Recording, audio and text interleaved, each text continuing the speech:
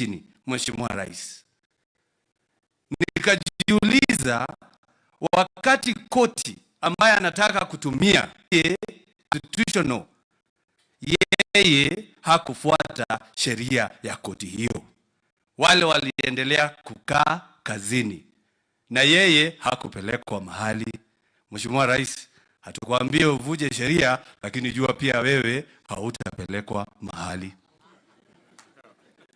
Ilifika watu wa Korogosho, Mheshimiwa Rais, koti kaamua wasitolewe pale, lakini yeye akawatoa na hakupelekwa mahali. Mheshimiwa Rais, hatukwambie uvuje hiyo, lakini pia wewe hautapelekwa mahali. Mheshimiwa Rais, wanataka kutumia koti ndio usijenge manyumba. Mheshimiwa Rais, Mheshimiwa, mimi nakuomba tafadhali, hawa mahasla wanangoja kazi. Wewe wacha tujenge kazi, manyumba, na sababu wewe hautapelekwa mahali. Ya mwisho kabisa, hii barabara ya Ihithe na Donyonjeru, tumekuja hapa na Senator Methu, sababu mimi ndio mwenyekiti wa barabara. Rais alinipatia hiyo kazi. Rais amesema atajenga. Waziri our deputy president amesema atajenga. Wabunge wa hapa wote wamekubaliana itajengwa. Mimi kama mwenyekiti nimekubalia. Mwenyekiti wa environment amekubalia. Alafu mtu mmoja ameenda kotini na anaenda kwa neema ati hiyo barabara isijengwe. Mheshimiwa, nakuambia sisemi uvunje sheria, lakini jenga na hutapelekwa mahali. Sababu ni vibaya ati wabunge wamepitisha kitu, alafu mtu mmoja ambaye alikuwa kwa hiyo bunge anaenda kotini kusimamisha mambo ambayo inafanyika, na koti inasikiza huyu mmoja, haisikii hao wengine. Hii ni kitu ambayo inabidi tuanze kuangalia kama viongozi wa anaweza enda kotini aseme hawa watu wote hawakujua ile walikuwa wanafanya, wewe tu ndio unajua. Hapana. Niseme kama rais, hapana. Hapana. Hiyo tunakataa. Kwa hivyo Mheshimiwa Rais, sisi ya mbele, Kiambu alikupatia kura zaidi ya 6,600. Sisi tunakuunga mkono, na ukiwa na naibu wako najua tutafanya hii kazi. Yule mwingine azikutishe. Nilikuwa MCA 2013 mpaka 2017, hakukutana na MCA hata mmoja. Tukakuwa MCA 2017, kama MCA walioanguka atakupigia kelele. Mambo ingine hatuelewi ama namna gani?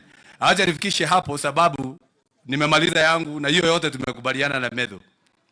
Hiyo yote nimesema, tumesaini mahali na Senator Methu. Sababu nifikishe hapo, niwalike maseneta ambao tuko nao ndio wakuje kwa dakika moja tu. Jina mkikuja wote, sababu sikuwaona wote mkiingia. Ningewaomba tu, kiongozwa na Senator wa chairman wa Mlima Kenya, anaitwa Senator wa Matinga. Ametoka kule Nyeri. Wengine tunaweza karibia tu polepole kama anaongea, ndio tusipoteze muda. Asante chairman. Asante sana, Your Excellency, the President of the Republic of Kenya, Naibu Raisi Rigathi Gachagua, Right Honorable Speaker wa Seneti, na viongozi wote walio hapa, hitifaki sote zikizingatiwa.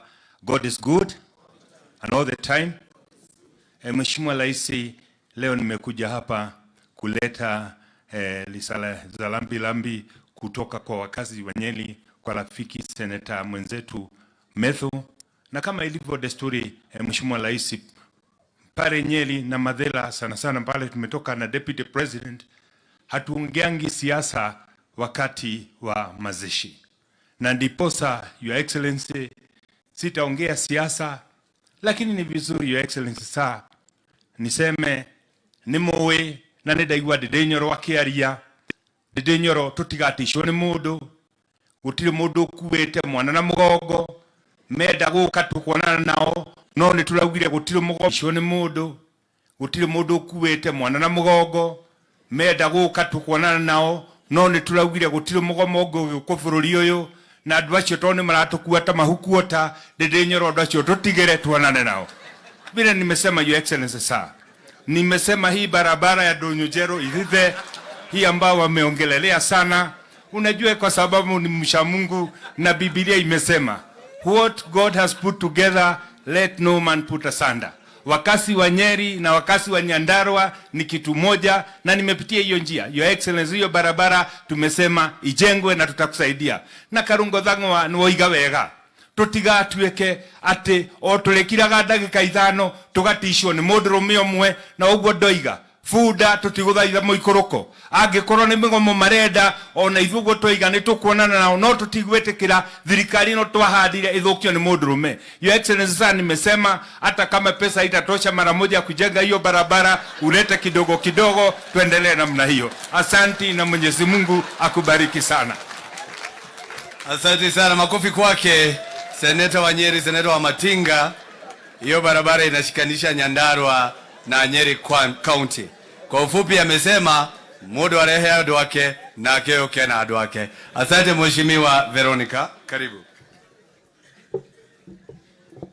Your Excellency, the President of the Republic of Kenya, Dr. William Samoei Ruto, Your Excellency, the Deputy President of the Republic of Kenya, DGG, Your Excellency, familia ya Senator Methu, mama wetu, viongozi wote,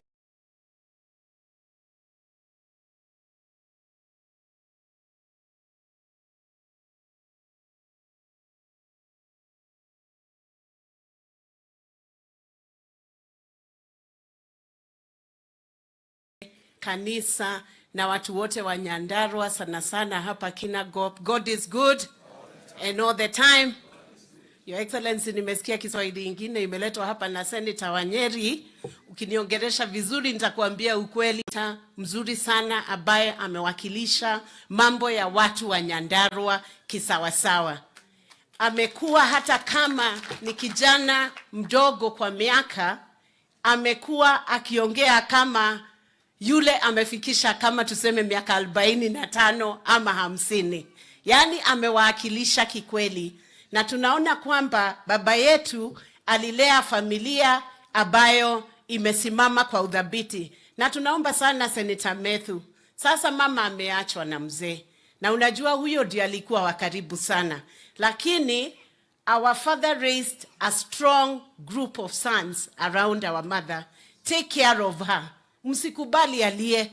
Najua kwenu hatukutakuwa na fujo, kutakuwa na amani. Na tumeona familia imeshikana vizuri. Nataka kuwafariji na hii scripture. Psalms 34 verse 18. The Lord is close to the brokenhearted and saves the crushed in the spirit. Yani tuseme, hata kama Mungu ako karibu sana na sisi, akiona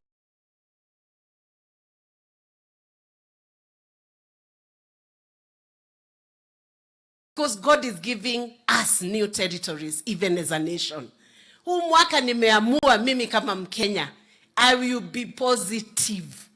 I will support the government because God has given our president, the deputy president, the cabinet and the government a cool 5 years. Miaka mingapi? Miaka 5. Tunataka kusupport serikali ama tunataka tuiteremshe chini?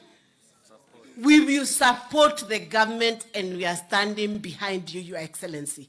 Everywhere I have traveled, I have made it my business to check what is the cost of fuel in that country. What is the cost of living in that country. Nimeona one trend which is across all the nations. It is not cheap anywhere. I have seen the difference between fuel in Tanzania, in Uganda, in Rwanda. Ukitumia facts, ni kwamba sometimes our fuel is even 5 shillings less than the countries that are around us. Does that mean that is a Kenyan problem alone? Sini yetu sisi zote duniani. Tujue ukweli wa mambo. Kitu ingine ningeomba sana nikimalizia, sababu leo si wakati wa siasa. Are waiting for investments to be brought to our nation. Post positive and God will lift this nation. Mbarikiwe sana, na tunasimama na familia ya Senator Methu pamoja na mama. Asante sana. Thank you very much. Pigeni makofi. Senator Veronica, nominated kutoka pande ya Murang'a. Now going next to anasemanga yenu wa hapa kwenu, anaitwa Senator Karen Nyamu. Karibu, mpigeni makofi.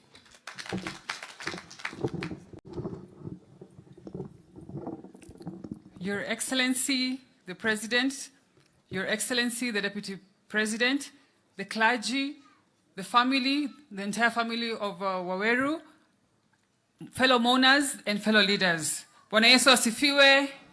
Murega. I am here to mourn with my colleague and friend, Senator Methu. And Senator Methu, you are also my senator because I have very strong ties with this county.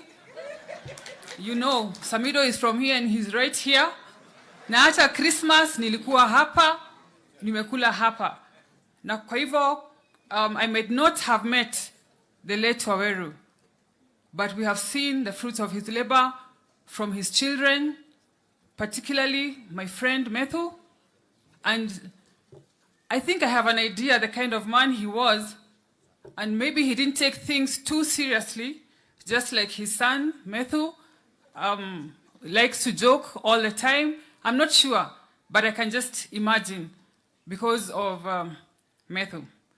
Your Excellency and the President and the Deputy President, I want to thank you most sincerely for being father figures to us, young generation leaders. It has been said here that you are mentoring us, you have mentored us, and personally, I am a beneficiary of your mentorship. I have received a call from you. You have spoken to me about being a focused leader. And so thank you very much. We want to assure you that as young leaders, we are behind you 100% as you transform this country economically, as you improve the lives of Kenyans.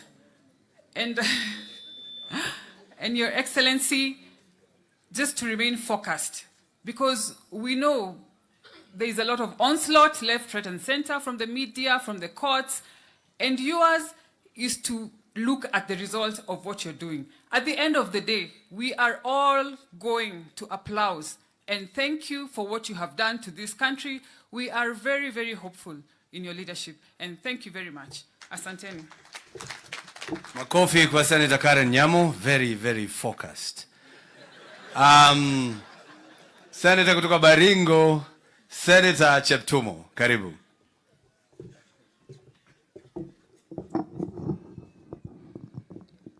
Your Excellency, let me confirm Nyamu is indeed focused. He's actually my vice chair.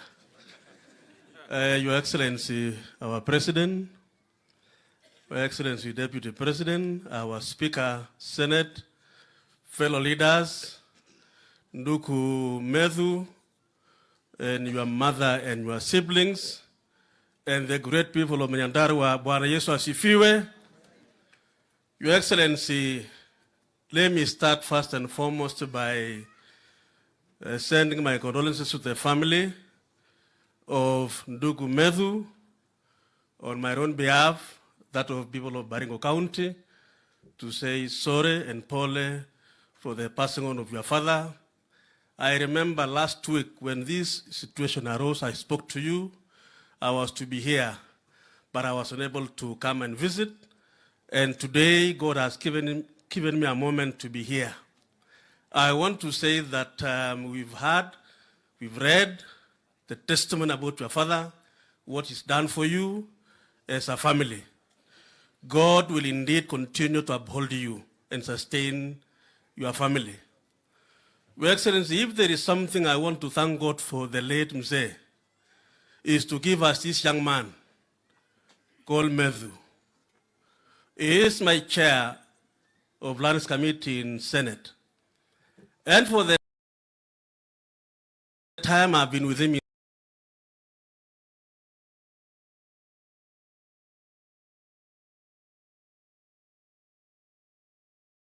that Senate, Your Excellency, is been able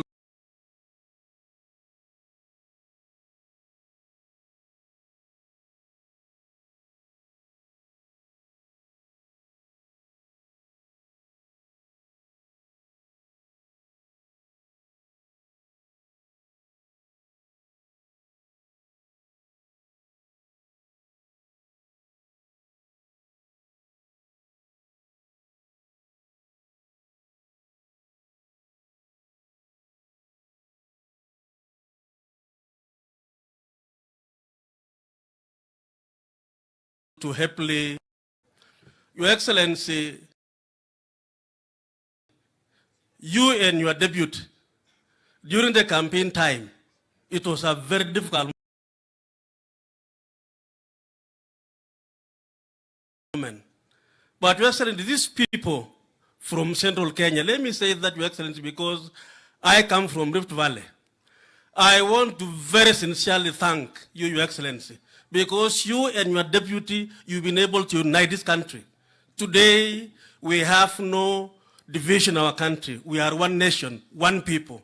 And I want to pray that God will continue to uphold you, give you the wisdom, give you the knowledge, so that you lead our country as united. I want to thank you and say, Methu and your family, Pole, and God will bless you as we move forward. Thank you. Thank you very much. Makofi kwa Senator Baringo Cheptumo. Sasa tumebaki watatu, tumaliza dakika moja moja. Unajua Senator Kenywa nilisema wote mkuje ndio niweze kudivide time. Sasa mmekuja wakati nimemaliza. So hiyo ya mwisho ni yenu moja moja. Karibu sana.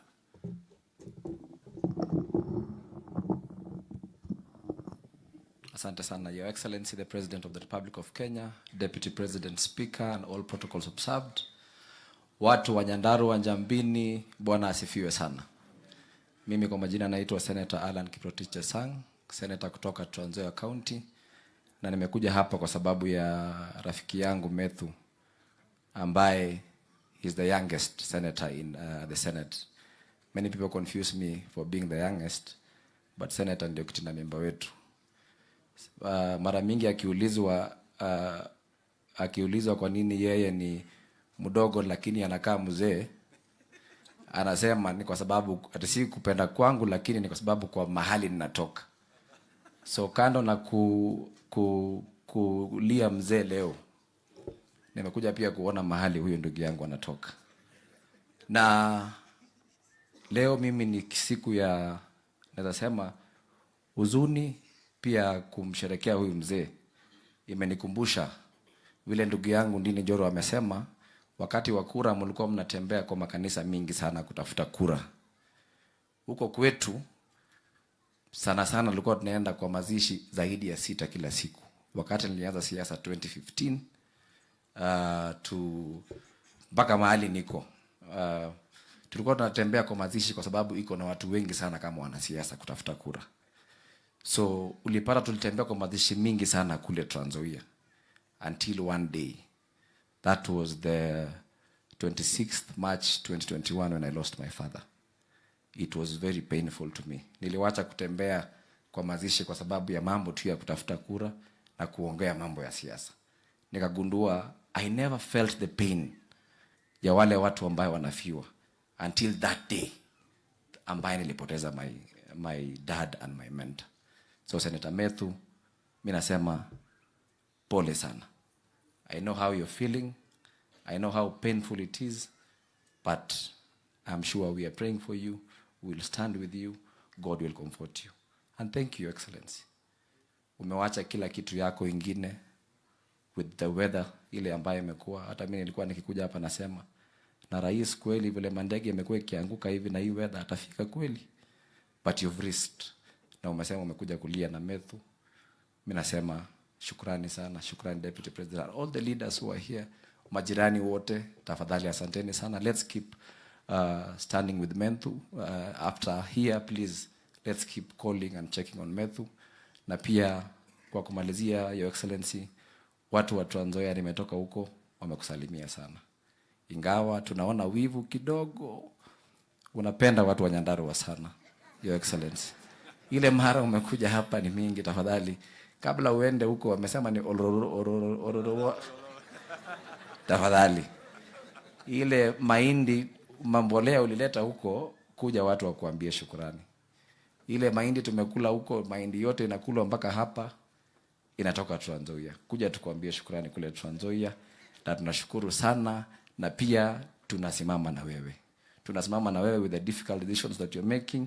I remember one day in State House when hawa viongozi walikuwa wamesema wameleta shida kidogo kwa sababu ya ulichelewa kuwalipa. And you said one thing, you will not borrow to pay their salaries. Na baada saizi wako hapa, umetushikilia, na tunashukuru. Endelea ku make those difficult decisions, and we know it is for the better of this country. Asante sana, Mungu awabariki, and happy new year. Thank you. Thank you very much, Senator Alan Chesang kutoka Trans Nzoia. Senator Joe Nyoto kutoka Murang'a. Your Excellency, the President of the Republic of Kenya, Your Excellency, the Deputy President of the Republic of Kenya, familia ya mwenzetu Methu wakiongozwa na mama na wote waliofika hapa. Bwana Yesu asifiwe. Nimefika na mimi pia nikitoka kule Murang'a ili kuja kuleta na mimi risala zangu za rambi kwa ndugu Methu, ambaye watu wengi hufikiri kwamba tunafanana, na ambaye tumekuwa tukicheka kuhusu hilo, lakini tulikuwa tunafanana pale mbeleni wakati nilikuwa mweusi. Siku hizi nishamwacha akiwa mweusi peke yake, atanitafuta nimpe siri ya kidogo kuwa na ngozi nyeupe kidogo. Na kwa hivyo ndugu, tukitoka hapa njoo nikushauri. Maitu doka gukwira pole tondu we niwe tigitwo ni mwendwa waku. Methu na mwendwa wake mukurino uraugaga ni atengerire muno atanaroterwo mundu ungi. Koguo ni mundu ura kwenda kune pole muno ni maitu tondu niwe tigitwo ni mwendwa wake. Na aria muciaranirwo nao, mimi nataka niwaambie pole sana. Bwana Yesu awafariji kwa sababu ndiye mfariji mwema.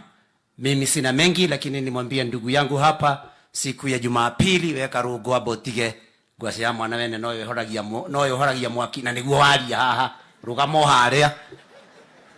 Nataka nilimwambia Methu kwamba ashukuru Mungu kwamba Mungu alimpatia babake uhai mpaka akaona kijana wake akiapishwa kama seneta.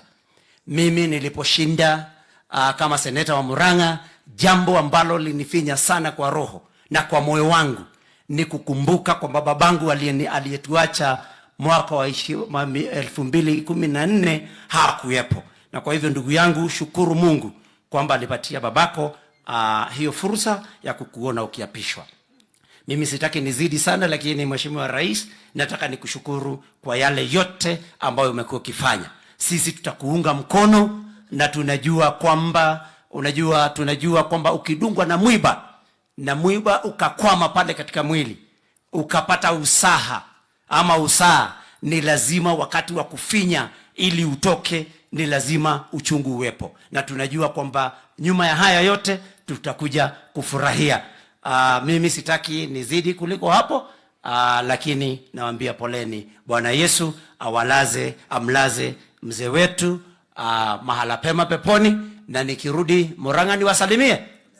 Asante sana Mheshimiwa Rais. Murang'a ni karibu sana, ukitumalizia hii njia ya kuunganisha ya Maumau, Murang'a itakuwa ni karibu sana. Na kwa hivyo tunaendelea kuomba kwamba njia hiyo ukitumalizia tutashukuru sana. Siasa mimi sipigi, mimi ni wa kanisa na nimeokoka. Yesu ni Bwana, ingawaji naishi huku, siishi binguni nikateremka hapa asubuhi. Asanteni sana. Senator Nyoto woko turia waru na ndiye ndaigua handu waru ehoretie mwaki. Tuko na senator kutoka Laikipia, Senator Kenywa, karibu. Asanti sana Mheshimiwa Karongo Thang'wa, Rais wa Jamhuri ya Kenya Mheshimiwa William Samoei Ruto, Naibu wa Jamhuri ya Kenya Mheshimiwa Rigathi Gachagua, pamoja na familia ya mwenda zake Michael Waweru, rafiki yangu Methu, pamoja na familia yenu yote. Siku ya leo mimi nimekuja kuleta risala zangu za rambirambi. Niseme pole kwa familia. mahubiri ambayo tumeambiwa vizuri sana, na mchungaji amesema ya kwamba hata ijapokuwa tunapitia, ni nyinyi mliambiwa, hata ijapokuwa mnapitia katika bonde la mauti, msiogope chochote, kwa sababu Mwenyezi Mungu yu pamoja nanyi, atakuwa na nyinyi leo, kesho na hata milele. Na mimi nimekuja kusema pole. Hata ijapokuwa mheshimiwa, ulipokuwa ukimwambia mheshimiwa wa sehemu hii, rafiki yetu, ulimwambia kwamba babako mzazi tayari amekuacha, lakini ukasema hiyo si mapenzi ya Mwenyezi Mungu, ukawa na unateseka sana. Na nyende gukwira mundu gwitwo Methu, kwari na mundu waugire otoguo waugire, akithie gwake mugunda, akiona murio wa irenge, akiona ni kamurio kanini, agicoka akihugura, akiona muti munene wa mukondofia, akiona ni muti munene, no murio uyu wa irenge ni kamurio kanini na karaciara irenge inene. Akirora muti munene wa mukondofia uraciara itukondofia tunini, akiuga Mwathani ndui kubanga, tondu ungiwe kubanga muti uyu wa mukondofia ungiraciara marenge, naguo muti uyu murio uyu wa irenge ungiraciara mukondofia. Ukigia na riu agikara thi wa muti wa mukondofia, ikondofia rikiuma iguru rikimuringa iniuru, akiuga Mwathani ni kubanga, tondu ngiuma irenge no gukuingia kwa baba. Ona ni muthenya wa umuthi Methu, Mwathani ni wabangaga no ikubanga maundu mothe, koguo ndungimuria kiuria ni maundu maria ekite, koguo kamucokagiria ngatho ni maundu macio ekite. Methu umenye Gikuyu kiugaga ati mugumo uri kugwa hacokagio ithare. Uyu ni mugumo ni wagwa, we niwe ithare na ni uhanditwo, na ni wihandite wega muno, na ngagucokeria ngatho. Na mjua Methu kama kijana chupavu, amejitolea pale katika seneti, kila wakati anang'ang'ana kuongea mambo ya Nyandarua, na najua ya kwamba Methu ni kijana chupavu. Na Methu mimi na kila wakati na kuenzi, kwa sababu nimekuona kwa kazi nzuri ambayo unafanya. Rais wa Jamhuri ya Kenya, mimi nataka kukushukuru sana kama Senetoer wa Laikipia. Nasema asanti kwako kwa sababu mambo ya usalama umepambana nao huko Laikipia. Na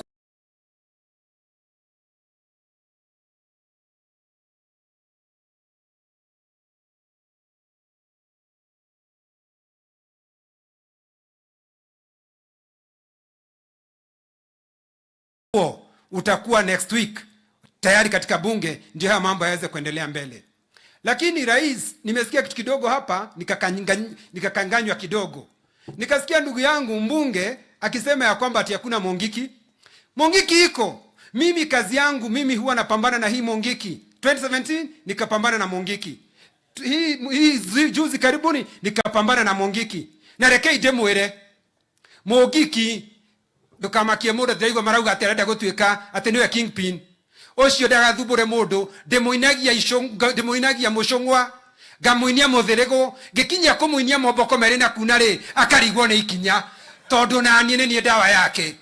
Wazi nimekuwa nikiambia Deputy President Rais, nataka kunamwambia kwamba hili jambo la hawa vijana wetu ambao baada ya Deputy President kufanya kazi hii nzuri ya kupigana na pombe, kuna mkora ambaye kazi yake ni kuwaunganisha katika hizi vikundi haramu. Na mimi namuomba waziri wetu wa usalama, kwa sababu ni mtu ambaye amebombea katika kazi yake, apambane na hii vikundi haramu vile ambavyo anapambana na hawa magaidi ambao wanaiba ng'ombe. Kwa sababu hata tukifanya kazi nzuri namna gani, halafu vijana wetu waingizwe katika sehemu ambazo hazifai,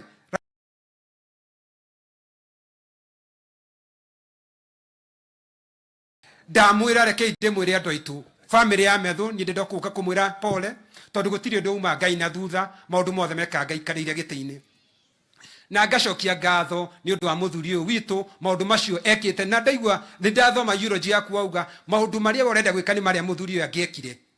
Methu kiria kiri bata muno makiria ti miakire guikara thi, ni maundu maria gwikira andu aguku Nyandarua. Biblia kwe kanjira atiriri, Methusela akinina miaka makiria 900, no Biblia gutiri undu ugiaga Methusela ekire tiga guikara thi. Jesu akinina miaka makiria 33 na niekaga wega, akihonia kana kari ka Jairo, akihonia Lazaro, na nginya agikora andu maria nyotu akimanengera kanyamu ga kunyua. Andu itu kogo kiria kiri bata ni maundu maria ugwika withiini wa thino. Na jamani, kwa hayo mengi o machache, nataka kusema Mungu wa Isaka, Mungu wa Ibrahimu, Mungu wa Yakobo, Mungu wa Yusufu awabariki sana, apabariki. Asinsawate na mimi John Kenyo. Asanteni sana. Asante. Asante sana Senator. Lakini nataka kukuhakikishia Senator wa hapa anaitwa Methu, sio Methusela. Yeye hana sela, pale mwisho ako na sera. Haya, tunaendelea vizuri na tuko karibu kumaliza. Protocol imeingia kidogo, kwa hivyo nikubalia niendelee, nimepatiwa hiyo nafasi. Kwa sasa ningetaka kumwalika waziri wa viwanda na biashara ndiye aje aongee, Waziri Rebecca Miano. Pigeni makofi kama anakuja.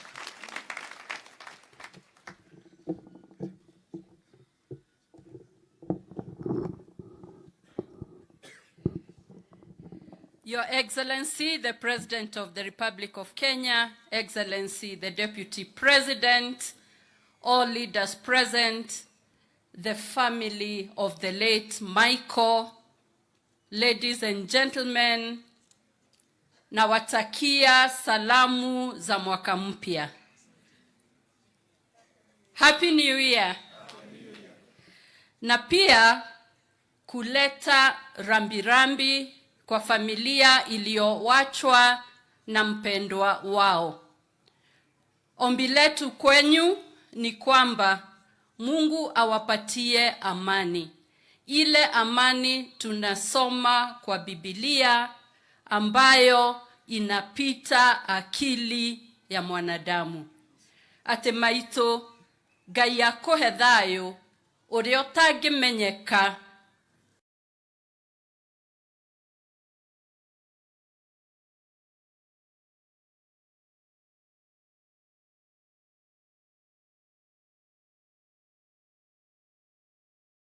ni mudu. God to give you peace that passes all human understanding. After that, I would like to recognize not being introduced. We have the government spokesperson who is here with us, Mwaura. We have the PS Roads, Engineer Mbogua. We have chairmen and directors of state corporations, and they are all here for this very sad moment.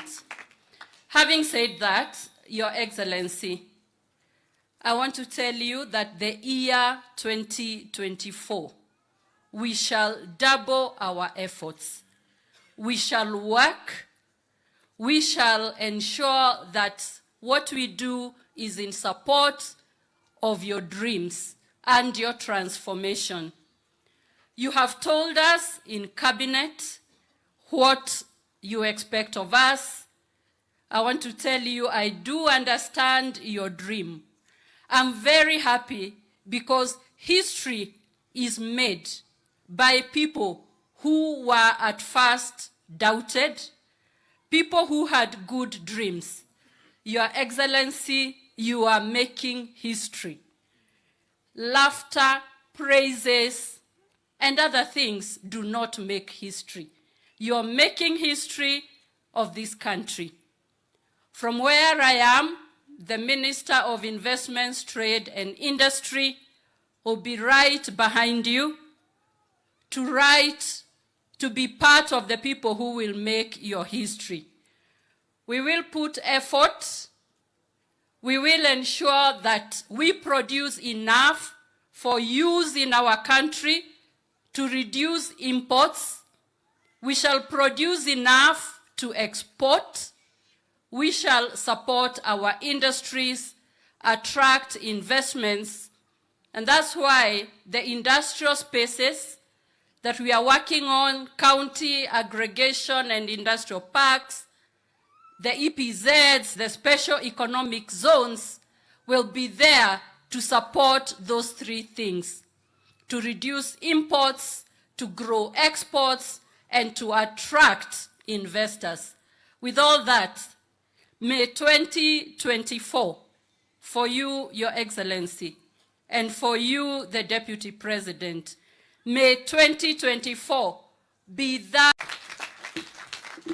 Pigeni makofi mazuri waziri wetu wa viwanda na biashara.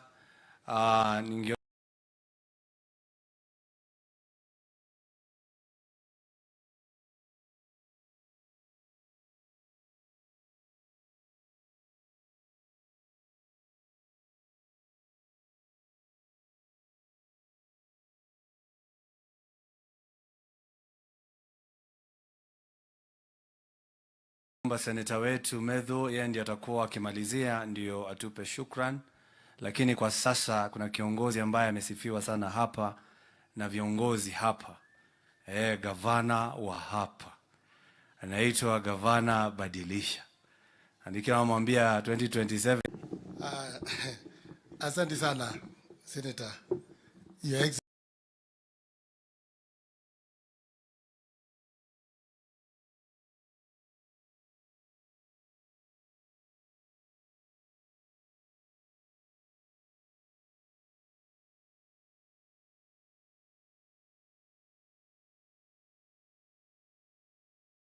the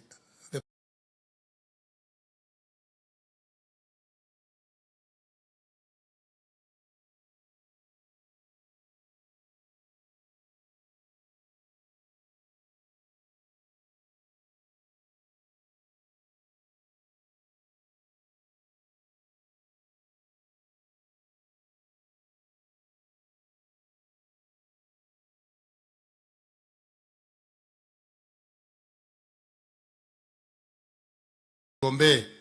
Nataka nichukue nafasi hii niseme familia ya Methu, poleni sana kwa yale ambao yaliwapata. Sisi tuko pamoja na nyinyi kama watu ya county, kama kanisa, kama viongozi. Na nishukuru pia huyu kiongozi anaitwa Methu. Amenisaidia sana Your Excellency kuunganisha county hii. Unajua county hii ilikuwa imeenda hivi na hivi. Lakini vile tulichaguliwa na yeye na mama county hapa kama viongozi wa county, tukakaa chini na tukaleta wale wabunge, wale MCAs wakiongozwa na speaker Bwana Wiganjo hapa. Na kwa hivyo ninataka kukuhakikishia ya kwamba Nyandarua inaenda vizuri na tutaenda mpaka mwisho namna hiyo. Nataka nijulishe viongozi wachache walikuwa wamesaurika. Tuko na deputy governors ambao wako pamoja na sisi. Nasikia deputy governor wa Nairobi yako hapa. Bwana Mushiri apigiwe makofi. Huyu ni kijana wetu na anafanya kazi nzuri huko na tunakushukuru. Deputy John Madhara ndio deputy wangu, apigiwe makofi na tunasema asante. Asante sana senators. Nafikiri Methu nilikuja jana nikaona alikuwa na hofu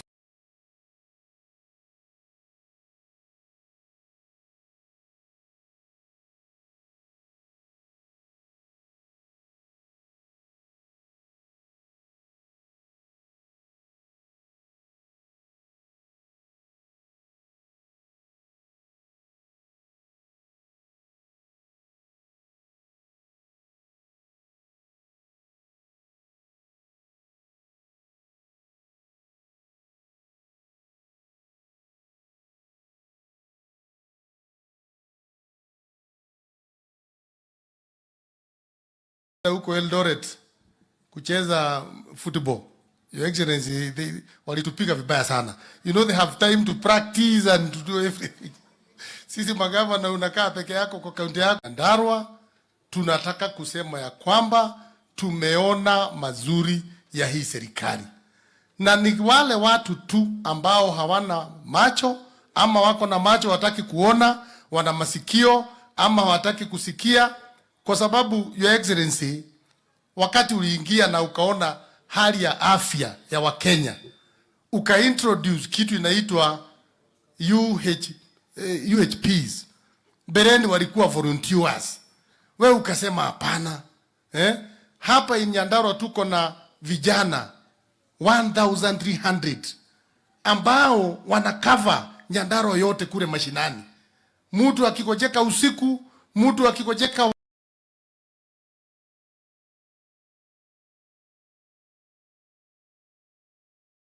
ilikuwa wapi last year ama miaka hiyo ingine haikuweko.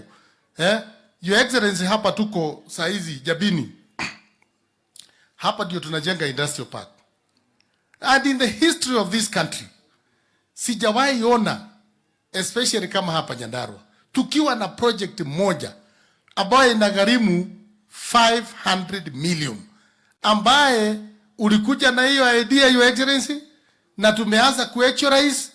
Saa hizi contractor wetu wa Nyandarua anaingia next week and do variation, and people will have money in their pocket. So wale watu wanasema ati mambo iko hiyo pande hiyo ingine, I don't understand what they are saying. Your Excellency, Mheshimiwa wa Ndaragwa amesema kwamba Ndaragwa since 1993 haijakuwa even a single kilometer of tarmac. As we are seated here, testify 10 kilometers have been done. Na barabara inaendelea. Kwani watu wanataka namna gani? I think people must realize that this government is working, and with us Nyandarua here, we have hope in this government, and we are praying for this government, and we know that tutaendelea na tutaenda mbali. Ni kusema tu, Your Excellency, yale machache ambao tumeongea hapo mbele, na mimi najua uko na mpango yake. Tuliongea kuhusu hii hospitali inaitwa Mama Mukami level 4 hospital, na waziri alituma watu walikuja wakaangalia, na sasa tunagojea sasa wafike ili tuendelee na hiyo hospitali. Your Excellency, pia nakumbuka tuliongea kuhusu Orkarao Stadium, ambaye pia waziri alituma watu wake na wakakuja wakaangalia. We are now waiting for the real job to start, na mimi ninajua hiyo mpango ni vile unajipanga, na hiyo itakuwa ni sawa. Tuko na JM Hospital ambaye Your Excellency tuliahidiwa hapo mbele. Hiyo hospitali tumengangana naye. It is the only facility in this county. We do not have a level 5 in this county because our level 5 ilienda Laikipia na Senetoer hako hapa, na tuna ubaya, wacha itibu watu huko tu, lakini tunaomba Mungu atusaidie hii yetu naye na chairman wa budget ametingiza kichwa, ni kama anajua iko kwa mpango. So tutaomba kwamba tusaidiwe hiyo. Tulikuwa tumeongea na waziri akasema hawezi pata hiyo 500 million atakuwa analeta kidogo kidogo. So tunasubiri this year tuone ni nini inaweza kuja ili tuendelee. Your Excellency, you also said that kule Lake Brosat tuweze kufanya surveying of that area, na department ilichukua hiyo shughuli. Tunaomba tu kwamba Your Excellency, the chief surveyor na KWS waweze kuja, kwa sababu hiyo bahari hatutaki aibu. Wewe ulienda huko Your Excellency kule ngambo ukaongea mambo ya climate change, sisi zote tulisimama kwa ma TV.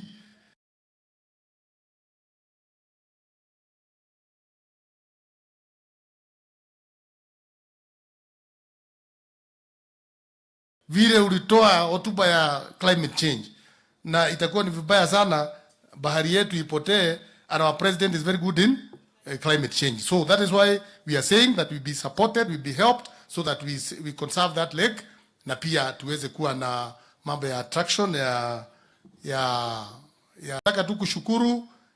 Tuko na municipality yetu ya engineer hapa, na vile uliambia waziri tulimtembelea kwa ofisi, na niliona anakumbuka kwamba engineer inahitaji rami huko barabara huko nyuma tuwekwe rami, na pia waziri wa housing tuliongea naye juzi, ile market yetu ya engineer ambayo tulikuwa promised, hiyo pia naona hako kwa mpango, Your Excellency, na tutashukuru sana kuona kwamba haya yote yakiendelea. Najua tutakuwa na kazi za watu wetu kufanya affordable houses, Your Excellency. From here kwenda hapa engineer about 10 kilometers. By the last time I checked, 83 young men are working there. Kama wale supporters. Si namna hiyo? So who is saying that affordable houses haileti kazi za vijana wetu? Already huko wanafanya, tunafanya 203, na wamesema wataongeza zingine 100, and this is very good for this country. Vijana wetu wanapata kazi, na tutaendelea na hiyo. So nishukuru sana wale wote mmetutembelea, na Your Excellency, hiyo mambo pia imesemwa, mambo ya stima ni kweli, hiyo tulikuwa tumekuomba, na mimi najua utakumbuka. Mambo ya maji, Your Excellency, sisi tuli prosecute mambo yetu kwa Senate, na chairman wetu ni Methu, na tukasema ya kwamba kwa vile maji yetu ndio inatumika kule Nairobi, na tunashukuru sana, tunapiga makofi, lakini sisi pia hapa tukubukwe, tuwe maji. Tuko na mradi inaitwa Senetoer, na kuna zile damu zetu Pesi, Malewa, Keja zimekwama. Your Excellencies, kizaidiwa zifunguliwe, watu wa Nyandarua watashukuru pia wakishare maji yao na watu wengine. Kwa hiyo machache, God bless you so much. Thank you. Makofi mazuri kwa gavana wa Nyandarua badilisha. Mimi yangu nimemaliza, wa mwisho ni Senator Methu ambaye atakuja ndiye atuambie shukran. Mimi nikirudi Kiambu nitasalamia watu ya Kiambu na ile message mmenipatia nitafikisha. Na hapa mzee alikuwa mwanasiasa, tulikuwa na permission kwa kanisa tuongee zaidi sababu pia yeye akishika microphone hakuwa anaachilia. Methu, Senator wa Nyandarua. Mpigieni makofi. Ni modo weyo mereirie muno. Kwa hivyo karibu sana Senator.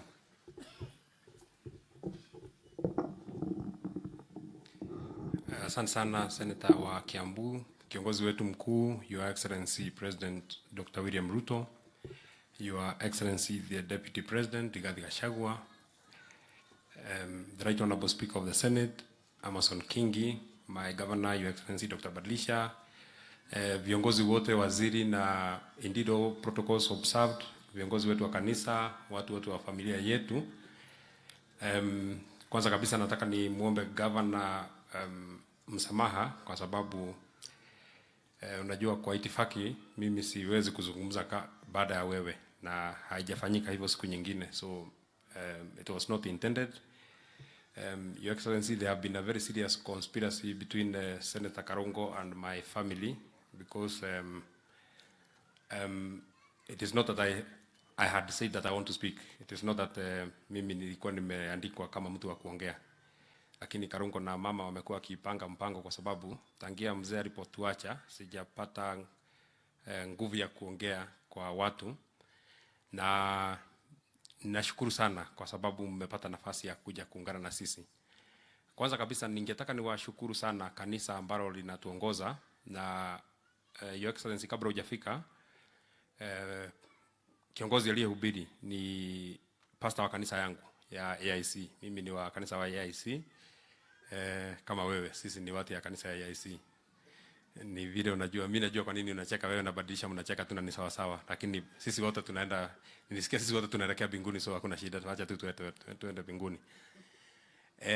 Lakini nataka nimpatie tahadhari pastor wangu wa kanisa ya AIC. Kulingana na maneno nimeona ya kanisa la mzee, pastor wangu wa AIC utaongeza majira kama unataka nirudi tena, kwa sababu ile kazi nimeona kanisa ya mzee imefanya. Governor Badisha alikuwa hapa jana hapa kwetu nyumbani, na vile alinipata na vile niko leo ameona ni tofauti sana, kwa sababu jana niliombewa maombi ambayo mimi sijawahi kupata kutoka nilipozaliwa. Sijawahi ombewa maombi mingi namna hiyo, kwa sababu pastor mmoja alikuwa anamaliza mwingine anaingia, mwingine akimaliza mwingine anaingia. Hawa watatu hawa, the three of them hawa, hata kuna mahali waliongea, hawako wanaongea Kikuyu na hawako wanaongea Kiingereza na hawako wanaongea Kiswahili. Hata mimi sikuwa nasikia hiyo lugha walikuwa wanaongea, lakini waliniombea sana. So na pia leo asubuhi wakati nguvu ilikuwa narudi chini tena wakaniombea tena zaidi. So sijui kama nitaenda huko, lakini asanteni sana kanisa kwa sababu ya kutushikilia sana. Viongozi hawa wa kanisa wamesema mambo matatu ama mawili ambayo mimi nimesikia. Kwanza kabisa, my dad was a Christian and a very staunch Christian. Alikuwa mtu ya kanisa sana. Mimi ninajua kwa sababu tumekuwa naye, hawa watu yote hata mwenye ametoroka kanisani wanajua, wote wamelelewa kanisani. Na I think Mheshimiwa Kenya ndiye amesema walikuwa na mzee pale I think 48 hours before his passing on. Na kabla hajasema maneno mingi alikuwa anasema njia ni mbili, kuna moja inaitwa mbinguni na nyingine inaenda mahali nyingine. Na akasema yeye ameshaamua njia yenye anataka kwenda, kwenye anajua. Mzee alisema anataka kwenda mbinguni. Na pastor hao walisema kama mtu anataka kwenda mbinguni hakuna njia nyingine, ni lazima kwanza ukufe ndio uende mbinguni. Kwa hivyo vile pastor alisema, mimi nimekubaliana na wewe, wacha mzee aende mbinguni kwa sababu alipenda sana kwenda mbinguni. Lakini hakumalizia hapo pastor, alisema kitu ya pili. Sisi wote wenye wako hapa, kama kuna mtu anataka kwenda kukutana na mzee, Sisi watoto wake wenye tunampenda sana, wenye tunalia sana mpaka mama. Mtu mwenye anataka kwenda kukutana na yeye. Pia iko kitu moja ni lazima tufanye. Ni lazima tuishi kama yeye na tukufe kama tumeokoka. Kama hatujaokoka, tutakufa na hatutakutana na yeye. Atakuwa yeye kwa pande ile na sisi tuko pande hii. Kwa hivyo hata hiyo pastor, mimi nimekubaliana na wewe vile ulisema, mtu mwenye anataka kukutana na yeye atajipanga. Mimi nitajipanga sawa sawa. Ile maneno kidogo kidogo nimesikia inaweza fanya nikwame, nitarekebisha ndio nisikwame, ndio niende sawa sawa. Na pia pastor alisema, na mheshimiwa Kenywa I think ndiye amerudia akasema, na nilimwambia Kenya, it is true that I told Kenya I think on this one I don't think God is very very right. I don't think he's very fair because I mean the way our dad passed on, Your Excellency, you know, I told you it was very very sudden. Tumepanga, tumekuja sisi wote, watoto yake wamekuja hapa wakati ya Christmas. Hata jana nilikuwa namwambia mama, I mean hata Mungu akakubalisha hata another 12 hours tungemuona sisi wote, kwa sababu alikuwa watoto tungemuona siku ya Christmas. Na alisema pastor, kama mzee ameenda tena ataweka mtu mwingine kwa familia kama mzee. Yetu kukubaliana nawe kabisa because this man is priceless. The man who lies here ni mtu mwenye sidhani kuna mtu mwingine anaweza kuingia kwa viatu vyake. My sisters wamesoma tribute hapo wakasema, mwenye alisoma anaitwa Virginia, akasema my dad was a disciplinarian. Which is actually true. Mimi nilisikia alikuwa anacharaza watu viboko, lakini mimi sikupata nafasi ya kucharazwa viboko kwa sababu si kila mtu alikuwa anacharazwa viboko. Mtu alikuwa anacharazwa viboko ni mtu alikataa shule, na mimi sikupata nafasi ya kukataa shule hata siku moja. Kwa hivyo speaker, ukiona maneno inaharibika pale Senate, ujue ni wakina Karongo wananiharibu. Mimi ni mtu mwenye nimewekwa sawa. Mimi I've been brought up kwa njia straight, kwa sababu hiyo maneno ya disciplinarian mimi hapo siko. I was seated there wakati walikuwa wanasoma Eulogy ya mzee, wakasema mahali ametoka because this man by the time aage, na kama Your Excellency utapata nafasi ya kwenda pale nyumbani utaona, alikuwa rise kutoka mahali chini sana. Huyu amekuwa fundi wa baiskeli, hata watu wengi hapa wanamuita Maikwame Idikiri. Huyu amekuwa fundi wa baiskeli, just a normal mtu fundi ya baiskeli, na ameweka bidii sana mpaka akakuwa mtu wako na vitu yake kidogo. Amenunua gari mwaka ile mimi ninazaliwa, ametengeneza baiskeli mpaka ananunua gari hiyo wakati. So huyu ni hustler mwenye ametoka chini. Is a demonstration kuwa unaweza toka chini uende mpaka juu. Baba yangu alipenda maneno ya masomo sana. Out of watoto yake 9, watoto 7 wako na degree, na wengine walipata kwa nguvu kwa sababu walikuwa nakatazwa. Iko wengine pale mimi naweza taja mtu, lakini kwa sababu sitaki maneno iingie kwa familia, wacha mimi niwachie hapo, lakini iko watu pale walipata kwa fujo hiyo yenye hata wenyewe wamesema si uzuri. Wamekuja hapo wakasema walikuwa wanawekewa kwa nguvu. Maybe I would not want to read that tribute that I wrote, but to just tell you the demonstration of who this man is, Your Excellency. Wakati mimi nilisema ninataka kuomba kiti ya kuwa senator, it is important nikwambia kwa familia yetu, kuanzia my great grandfathers, kwa pande yote mbili, pande ya mama na pande ya mzee, hakujawahi kuwa mtu mwenye ameomba maneno ya siasa.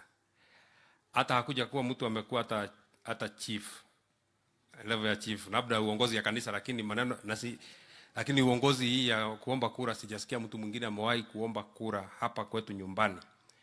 Hata mtu mwenye anapenda kuongea mbele ya watu, si watu wengi sana walikuwa napenda mambo hayo. Na mimi mwenyewe sikuwa nimemuona baba yangu akifanya kampeni hata siku moja, kwa sababu najua yeye ni mzee ya kanisa, anajua maneno ya kanisa.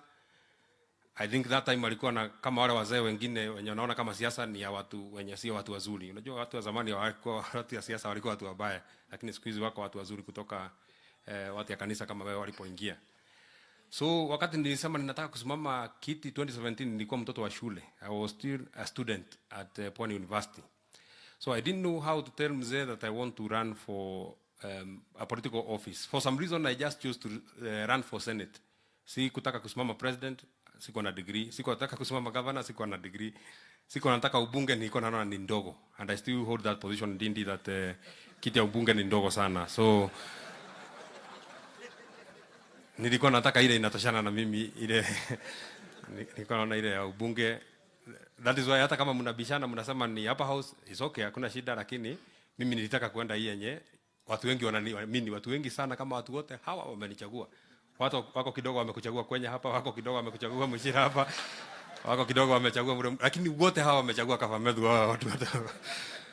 So mimi niliposema nataka kusimama kiti, nikakuja nikaambia mama, mama nataka nisimame kiti because my mother is my friend. So nikamwambia wewe uende umwambie mzee kwa mimi ninasimama kiti. Akaniambia kama wewe unasimama kiti ukiwa shule, wewe ujue utafuta njia ya kwenda kumwambia baba yako, kwa sababu mimi siwezi kumwambia unataka kukataa shule ndio uende ukasimame kiti. Nikamwambia sikatai shule.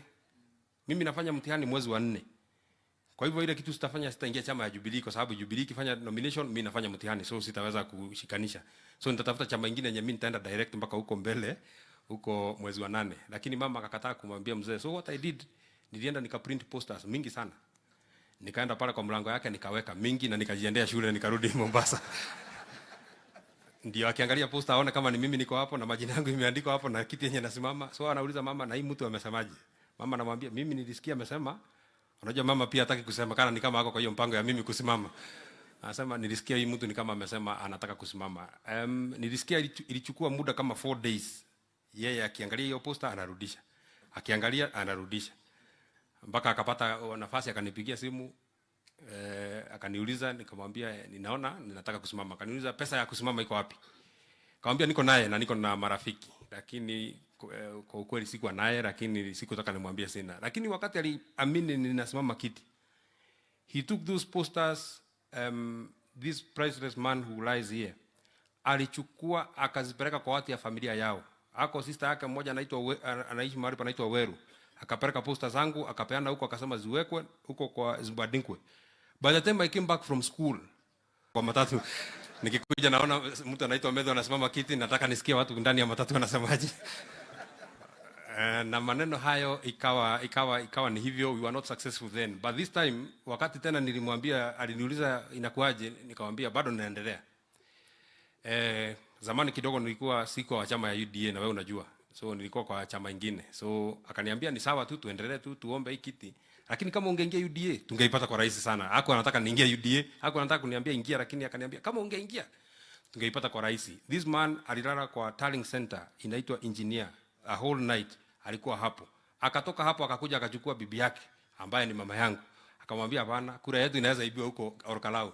Sasa mimi jana ndio nilikuwa namuuliza mama, ungejuaje kura inaibiwa? Ni ya nani ndio ilikuwa wapi? So walikaa hapo the whole night, the whole day, wakatusimamia, wakatushikilia. Mama aliniambia jana kuwa mzee anasikia. So dad, from my heart, you know that we loved you na tumekupatia, kama mama alituambia tukukubalishe uende ukapumzike. With very heavy hearts we will allow you to go and rest. We shall keep your legacy na tutafanya mambo ile ambayo sisi kama watoto yako na kama familia ungetaka tuyafanye. Your Excellency, utanikubalisha kwa dakika moja niseme tu kwa lugha ya ule mtu anaitwa Kinywa, kwa sababu ningetaka nimweleze mama jambo moja peke yake, kwa sababu aliniambia mzee anasikia na watu ya kanisa wako hapa na viongozi wako hapa. By the way, Your Excellency, mama amesema kitu yenye ananiuliza kwa sababu ninaona kama rais anasikia baridi, naweza mpatia hii kikoi yangu ama askari yake?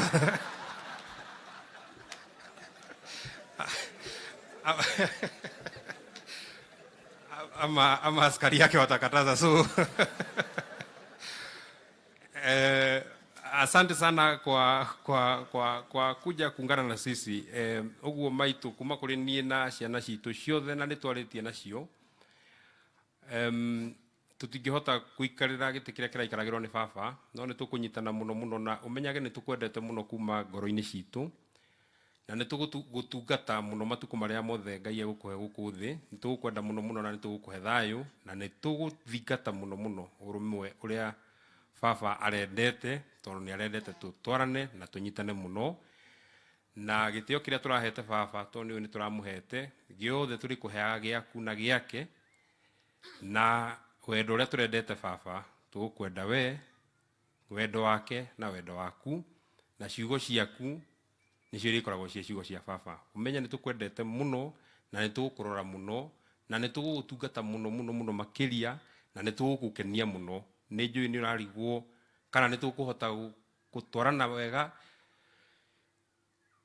Aurora jirire ira gitikia kile karagiro ni baba giikariro ni Ngai. Mheshimiwa Rais nilikuwa namwambia mama kuwa mambo hiyo itakuwa sawa sawa. So leo si unajua mimi siwezi kusema maneno ya siasa, ile siasa imesemwa na Karungo mimi nimekubaliana nayo, hiyo ndio siasa hiyo yenye amesema. Hata hiyo Dindi amesema na ni vizuri sana Dindi na mtu anaitwa Ichungu amekuja na Rais William Ruto amekuja na Rigathi Gachagua amekuja. Because mama anajua wakati any of these four leaders wenye nimetaja wako Kiririmbi, hakuna mtu mwenye anaweza karibia remote ya pale nyumbani. Mzee alikuwa anapenda these men sana, alikuwa ananiambia ukue mjasiri kama Dindi. Kwa hivyo kama Dindi amesema tunafanya maneno huko, mzee alisema niseme vile ulisema, so hata mimi nafuata vile ulisema. Mimi nafuata tu maneno ya mzee vile umesema. Kama Karungo nimesikia mko na shida na mpiga kura ya kwenu, vile mtangangana na mpiga kura ya kwenu, mtapanga vile mtashughulika huko, lakini hata sisi tulikuwa na mtu alikuwa anatusumbua hapa na mimi nilikuwa nampiga kura, alikuwa anavaa sufuria kwa kichwa, na sasa unaona siku hizi mimi nimeshapanga yeye. So na wewe upange mpiga kura yako, watu wote waache kusumbua rais ndio tuende mbele. Lakini your excellency, kwa sababu ile siku tulikuwa hapa kwa mama Mukami Kimathi, tulipangana kazi na tukafanya sawa sawa. Mimi unajua nimekatazwa leo, deputy president anajua. Nimeambiwa kutoka leo nisirudi kutaja barabara inaitwa Ndunyunjeru kwenda Ihithe, kwa sababu nikiitaja tena itaitwa ni kama jina yangu. Mtu anaweza niita John Muhia Kafamethu Ndunyunjeru Ihithe. So kwa sababu ya ndio uniokoe kwa hiyo maneno, mimi ile nusu uliniambia nikafanya nilishafanya. Haujasikia wanyama kama wanapiga kelele. Mimi uliniambia niende nishughulike wanyama, nishughulike maneno ya environment, hiyo tayari nimeshafanya. Kitu inabaki ni wewe. So isipojengwa watu ya Nyandarua mnajua mimi tayari yangu yenye niliambiwa nusu nimeshafanya. Nusu nyingine mdosi atafanya na tutamsaidia. Hatutakusaidia by the way kwa sababu hatuwezi, wewe utajua vile utangangana naye kwa sababu ni pesa inatakikana na hatujui mahali. Hatujui mahali hiyo pesa itapata. Hiyo hatutakusaidia. Hiyo wewe utajua vile utangangana na Mungu atakusaidia. Lakini ile kitu ya hapa tu, just one thing that I would want to ask so humbly. Governor ametaja St. Luke Water Project and I think Mama County ametaja, and Mama County I'm sure you are very happy kwa sababu asubuhi ulikuja ukaniambia nisilie mbele ya watu, na wewe umeona mimi sijalia mbele ya watu. Kwa hivyo mimi ni mtu mwenye ninasikiza maneno vile watu wananiambia. Kwa hivyo ukitaka nifanye kitu kingine wewe unaniambia tu vile unataka nifanye na nitafanya. Lakini kuna project inaitwa St. Luke's Water Project, Your Excellency. That project unajua siku zote tumekuwa na shida ya Sasumwa. Na uliniambia na mimi niende nifanye investigation mzuri sana nione watu ya hapa watapata resource ya maji namna gani. That St. Luke Water Project ukiangalia design yake itapatia watu ya ward 4, ward ya Githapai, ward ya Jambini, ward ya Nyakio, ward ya Magumu, 34,000 households watapata maji. Na jambo la kushangaza your excellency, ile pesa inatakikana hapo ni pesa kidogo sana. Hata ni pesa unaweza peana leo na maji yaanze kuwekwa. 1.7 billion, pesa kidogo sana ya watu ya Nyandarua. Hiyo hata si ile hata unaweza hata uwezi, hiyo ni kuambia tu Dindi kwa ile budget wewe weka 1.7 billion. Hiyo watu ya Nyandarua ni watu yako, na nimesikia Chesanga na kasirika watu ya Nyandarua ati president anakuja hapa sana. Hata wewe watu wanakupenda, wewe unawapenda. So nyinyi mjifunze muongeze mapenzi yenu huko Trans Nzoia, ni kama imerudi chini sana. Si unasikia next week sijui ni Monday ama ni Tuesday tuko Jororok. Na hiyo wiki nyingine baada ya wiki mbili najua iko kitu itakuja hapa Nyandarua. Kwa sababu wewe unajua watu wanakupigia kura 99%. Si utakuja tu hakuna shida. Hata wewe mtu wa Trans Nzoia wapanga wapiga 99% atakuja siku nyingine. So na nyinyi mjipanga hivyo na sisi tumejipanga hivyo na tutaendelea hivyo. So your excellency, St. Luke's Water Project hiyo ukifanya peke yake mimi sina maneno mengine, hata sitashinda nikikwambia. Unajua tumeambiwa tusiseme na Matinga, hata sitashinda nikikwambia ulituambia utajengea barabara kutoka Kenamba kwenda Karangatha kwenda kwa haraka, hiyo ulishasema. Ile kutoka Mwendando kwenda Karate, hiyo ni Ndunyunjeru Ihithe, hiyo sitasema kwa sababu mimi najua vile Faith amesema wewe unazijua zote. So nataka ni kushukuru sana your excellency kwa sababu ya usaidizi ambao umesaidia familia yetu. First of all kupata nafasi ya kuja. Just today kijana mwingine anaitwa Gathuri ameniambia kutoka 1963 Rais wa Jamhuri ya Kenya amekuja mazishi Nyandarua mara mbili. Mara moja akakuja kwa Mukami Kimathi, mara ya pili akakuja kwa mzee anaitwa Michael Maigo Waweru. Hii ni heshima kubwa sana ambayo umetupatia sisi kama familia. Na mama tulikuwa tunaulizana na yeye, mzee akiamuka leo hawezi kuamini mpaka William Ruto yule mwenye amekuwa kisitaja siku nyingi amefika mpaka Jambini. So asante sana kwa nafasi ya kuja. Thank you very much your excellency the deputy president for coming. Kuja kutufariji. Siku ile your excellency maneno ilitendeka 25th. His excellency alinipigia simu na unajua simu zake si zile unashika kama umekaa chini. Sana sana simu zake ziko na kamoto fulani huwa zinaleta akikupigia simu, kwa sababu unaweza kuwa umeshaenda kombo kidogo, na ukienda kombo is not a very fine gentleman wakati umeshaenda kombo. Lakini siku hiyo alisikia mtu tofauti, akajaribu kuniongelesha, kunizungumzia, mpaka akasema tafuta mtu mwenye nitaweza kushika ile maneno yenye unasema.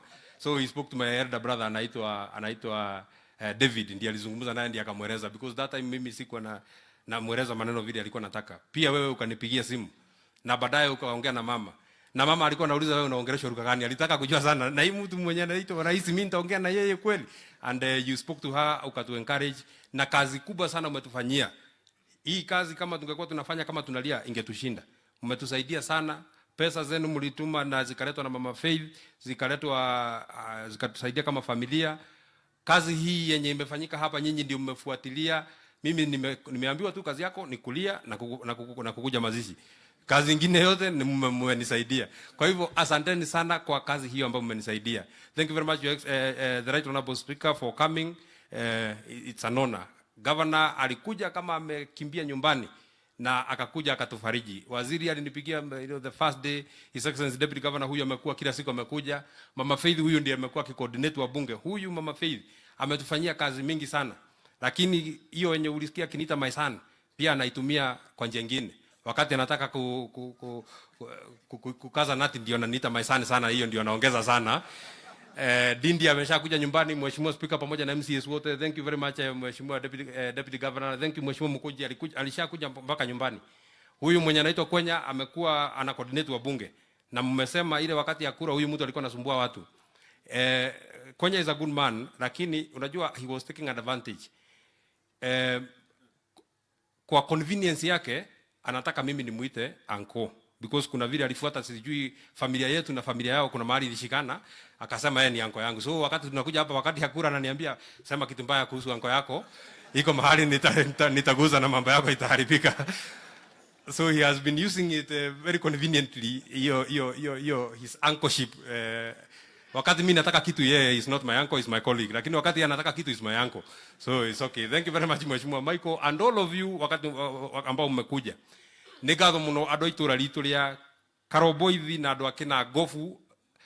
We actually were wondering kama watu watakuja hapa. Viti vilikuwa vinakaa mingi sana. Hatuko tunajua watu wenye watakalia hapa watatoka wapi. Sasa inaona viti imeshaisha, watu wameshasimama mpaka huko. Nimechungulia huko nikaona watu wame. Thank you very much kwa sababu ya kuja kuomboleza baba yetu. Asanteni sana kwa sababu ya kutupenda kama familia. Nyinyi nyote, Mungu awabariki sana. Wakati harusi kwenu zitakuja, kwa sababu si mazishi ni harusi itakuja, na yeye Mungu awakumbuke siku yenu. Mungu awabariki sana. Jambo moja mzee alienda alijua William Ruto alichagua kuwa mbunge wa Eldoret North 1997 akiwa 31 years. Na akajua kijana yake alichaguliwa senator wa kaunti ya Nyandarua 2022 akiwa 31 years. Hiyo alienda akijua. Ile maneno itakuwa huko mbele hakujua, lakini yeye hapa tayari ameshajua mwanzo.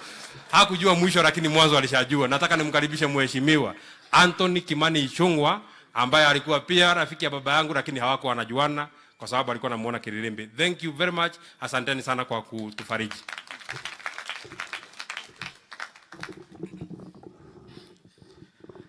Tumpigie Mheshimiwa Methu makofi tena. Mheshimiwa Rais, Naibu wa Rais, Spika wetu wa Senate, Governor wetu na viongozi wote na wakazi wa Kinangop, hamjambo. Muriega. Mwathani agocwo. Happy New Year. Juga Happy New Year sababu ndio mutugo. Mwaka ukianjĩrĩria kuga Happy New Year ona rĩrĩa maũndũ marituhĩire ũrĩa marituhĩire family ĩno ya Senator witũ Methu. Mama Waweru na familia yako, kwa niaba ya familia yangu na watu wa Kikuyu na wabunge wengine wote ambao hawako hapa, wabunge wa bunge la kitaifa na Senate, niseme pole sana na nipeane rambirambi zetu zote kwa familia yenu. Na mama ametuambia kwa tribute yake kwa mzee ya kuwa huyu mzee was a glue that put the family together. Na pia Methu amesema mama alimwambia ya kuwa Mwenyezi Mungu atakuja ajaze pengo ambalo mzee ameacha. And Senator, I want to confirm to you that what mom said is indeed true. Ya kuwa hata kama baba ameondoka, ambaye alikuwa ni glue iliyoshikanisha familia yenyu, aliwezeshwa kufanya hayo yote na Mwenyezi Mungu.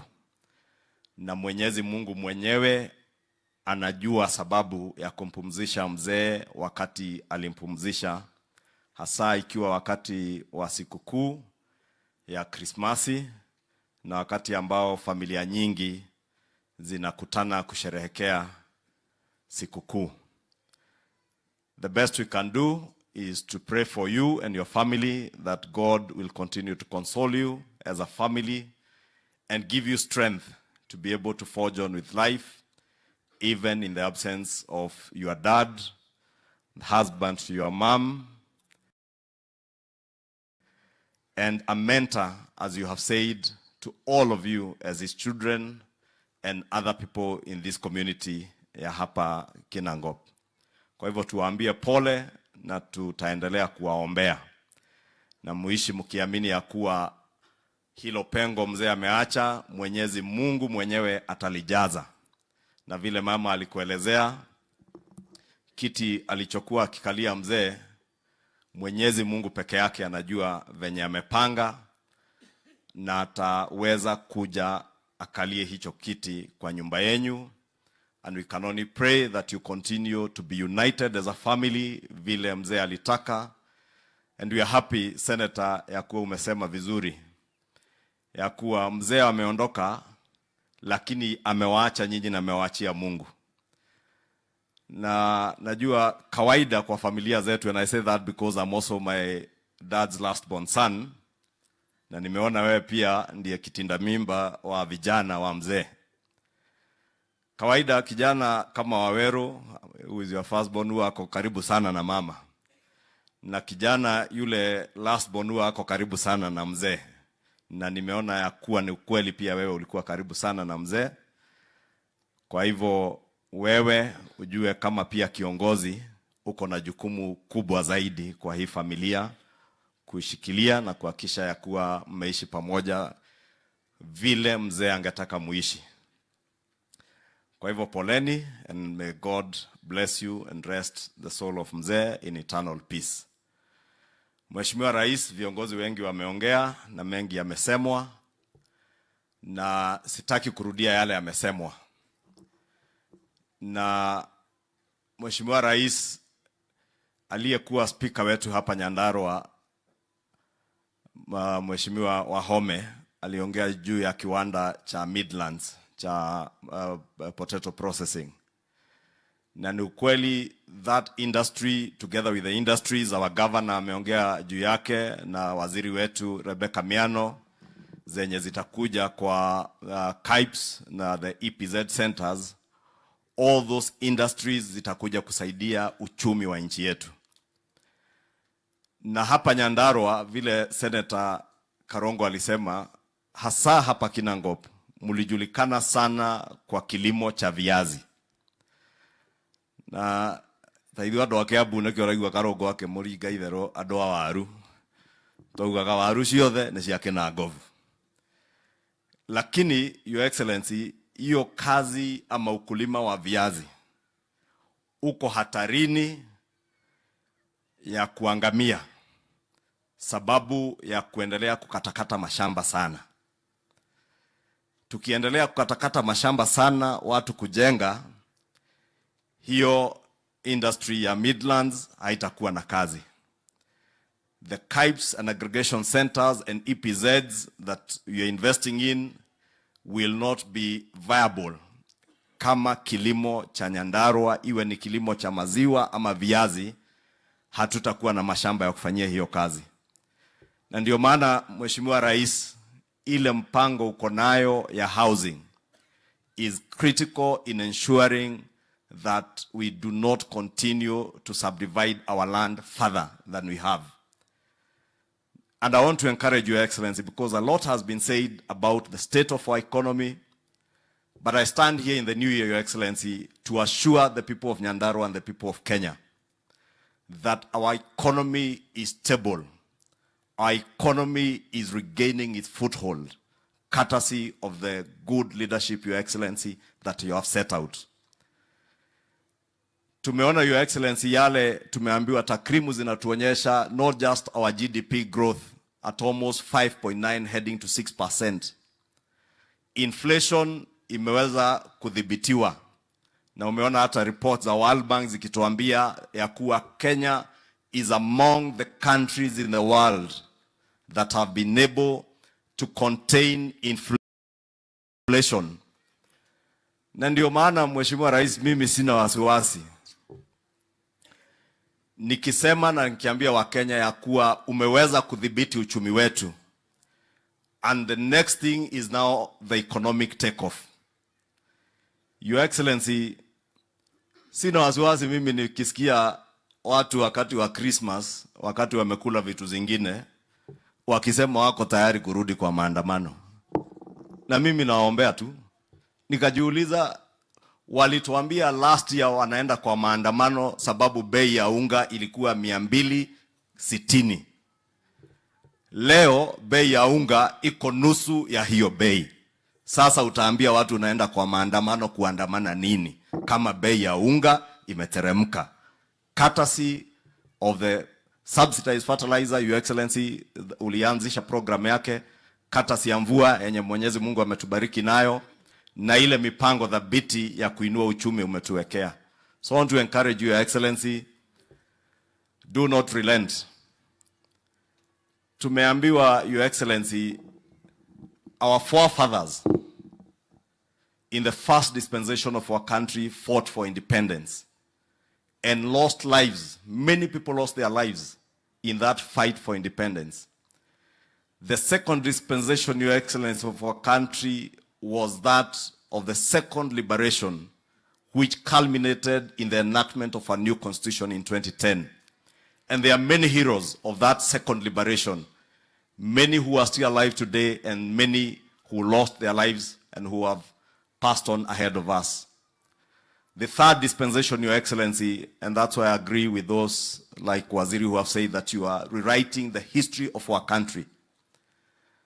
The third dispensation is a dispensation that you will lead as a President of the Republic of Kenya this time. That is a dispensation of social and economic justice to all Kenyans, to ensure that there is fair distribution of our economic prosperity, access universal health coverage, that mzee, like our father here who has passed on ahead of us, who we have read suffered from diabetes, na amekuwa akitibiwa kwa hospitali za serikali na za kibinafsi. And I am certain amekuwa akilipa matibabu ya kutibiwa ugonjwa wa sukari. And we have many Kenyans wako na cancer na magonjwa mengine critical and chronic, wenye wamekuwa wakirudi kwa mifuko wanauza mashamba sababu ya health costs in our country. Your Excellency, as a governor, has said you have put in place a very good program under UHC, that under the Social Health Insurance Fund, sasa watu wataweza kutibiwa ugonjwa wa sukari, ugonjwa wa saratani, bila kulipishwa pesa zozote kwa hospitali zetu, ukiwa tu wewe ni member wa NHIF or Social Health Insurance Fund.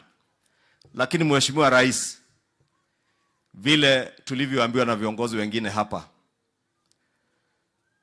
those who do not want Kenyans to enjoy that shared and collective economic prosperity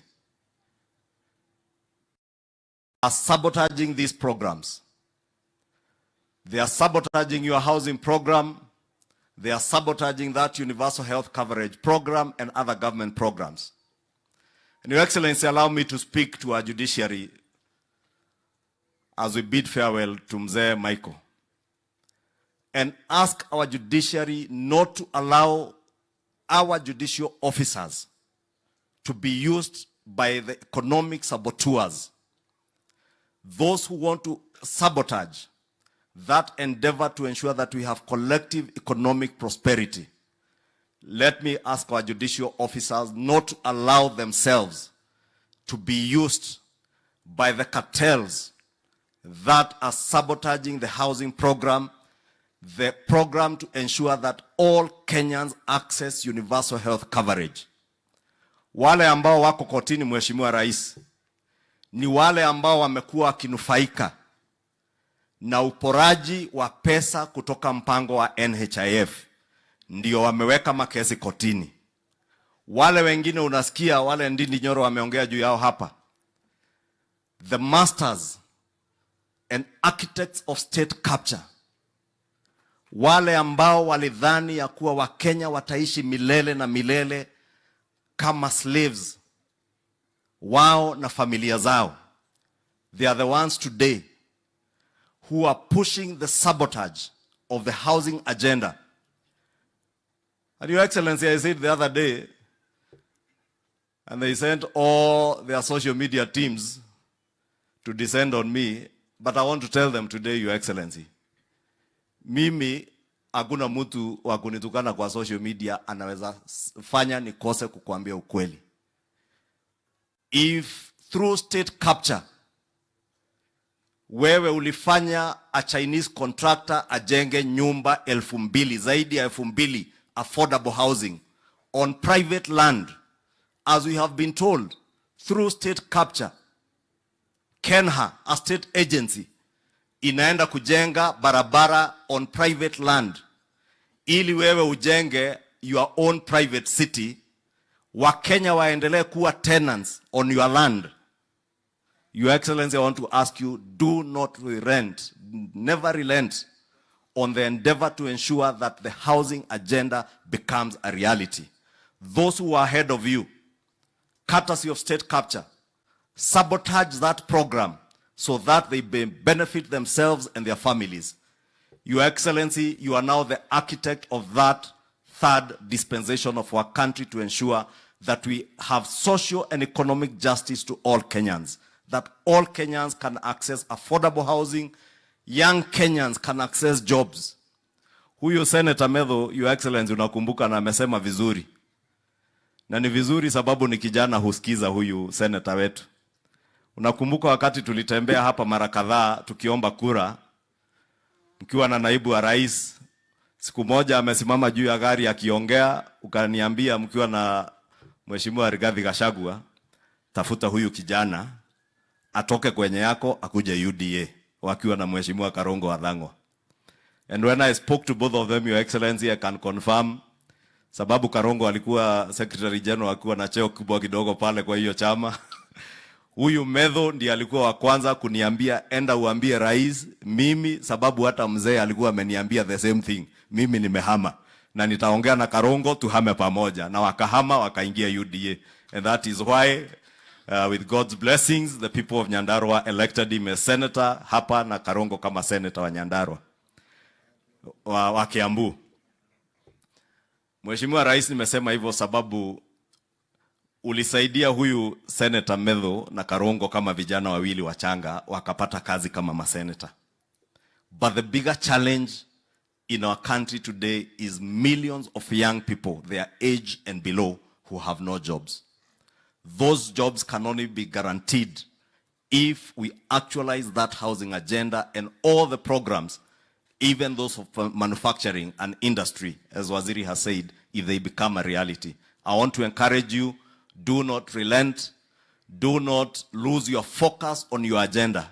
Hawa watu wa kelele wewe tuachie. Mimi tukiwa na Ndindi Nyoro na wale wengine na Senator Methu tutapambana na wao na tutamalizana. Wewe uendelee na kazi ya kujenga hiyo barabara ya Hithe, uendelee na kazi ya KIPES na ile ingine yote ambayo umepangia watu, including universal health coverage. Rais, ukumbuke tulitangazia Wakenya kutoka Januari hii, Kenyans will be able to pay 300 shillings kwa NHIF. Leo ni Januari tarehe 2, Kenyans cannot do that. Sababu wachache wameenda kotini kuzuia huo mpango. And I said, Your Excellency, the other day, we shall not, and I speak that now as a leader of majority in the National Assembly, and I know the Speaker Senate is here. We shall not allow, because we have seen a judge even purporting to injunct Parliament from carrying out public participation, which is a constitutional requirement. Your Excellency, as we have said before, we shall not allow both or either judicial autocracy or executive autocracy in this country, Your Excellency. And we say that as a people's representatives. It is a constitutional duty of Parliament to carry out public participation. Therefore, Your Excellency, as we keep saying, when we are checking on you and your government to make sure there is no executive autocracy, we shall also check on the judiciary to ensure there is no judicial autocracy. Nikimalizia, Your Excellency, nimesema leo tunampumzisha mzee hapa. Watu wa Meru, Your Excellency, unajua wako na kijana rika ya Senator wetu Methu. Kijana alikuwa anaitwa Sniper, who was a social media activist or a blogger, mwenye aliuawa. And Your Excellency, because we have said you are the dispensation, the third dispensation of our republic that you are leading today is to ensure social and economic justice. Your Excellency, nafurahi DCI wanafanya juhudi kuhakikisha that those who killed that young man in Meru County are brought to justice. And I want to take this opportunity to also ask, because we have laid to rest Mzee Michael today. The family of Sniper in Meru are yet to lay him to rest, awaiting justice. We want to ask both DCI and the office of the DPP to expedite the investigations and ensure that those who killed that young man are brought to justice and charged before court. Because, Your Excellency, as you promised when you were sworn in, the era of political persecution and executions must be behind us in our republic. We must have a country where the rule of law and justice and are the order of the day rather than the exception. With those many remarks, acha nikomee hapo, na kwa heshima sana nimuulize Speaker wetu wa Senate ambaye ni Mheshimiwa Amason Jeffa Kingi, ambaye ndiye Speaker wa Karongo, atuambie kama ni ukweli hiyo imesemekana Karongo ni mtiifu, yule huwa anamharibu kidogo ni Karongo, tujue kama ni ukweli. Na nikimalizia, Your Excellency, allow me also to convey to the family the condolences of the Speaker of the National Assembly, who is a very good friend of Senator Methu, Speaker Moses Wetangula, and also convey the condolences of the leader of the majority of the Senate, Senator Aaron Cheruyot, who is not with us today, is out of the country, and also the Chief Whip of the Senate, Whip Boni Halwale. Walinituma nipeane rambirambi zao kwako Senator Methu na familia yenu. Asante, Mheshimiwa Speaker wa Senate.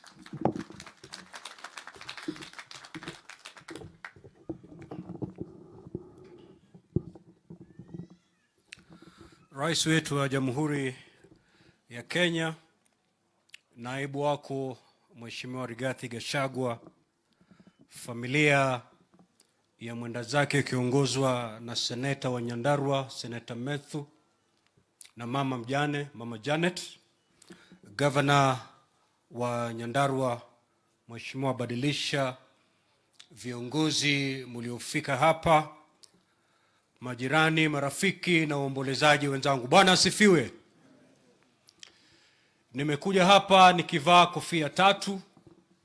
Mwanzo nimekuja hapa kama rafiki wa Senator Methu. Pili, nimekuja hapa kuwakilisha familia yangu, na pia kuja hapa kupeana rambirambi kwa sababu ama kupeleka rambirambi zangu kwa niaba ya Senate. Nimesema kwamba Senator Methu ni rafiki yangu. Ni kijana ambaye nilimjua wakati anasoma kule Pwani University. A very daring young man. is the day he just walked into my office anatafuta msaada. He never knew me before. Alijua tu kuna governor wa Kilifi, and because he was in need, he decided to come and knock at the door of the governor, and that is the time I got to know about Senator Methu. Ni kijana shupavu sana. Senator Methu speaks very slowly, but he speaks deep. Maneno yake hayambatani na umri wake. He's like those young men that Chinua Achebe was describing. Kwamba you could be a young man, but if you wash your hands clean, you can dine with the mighty and the kings.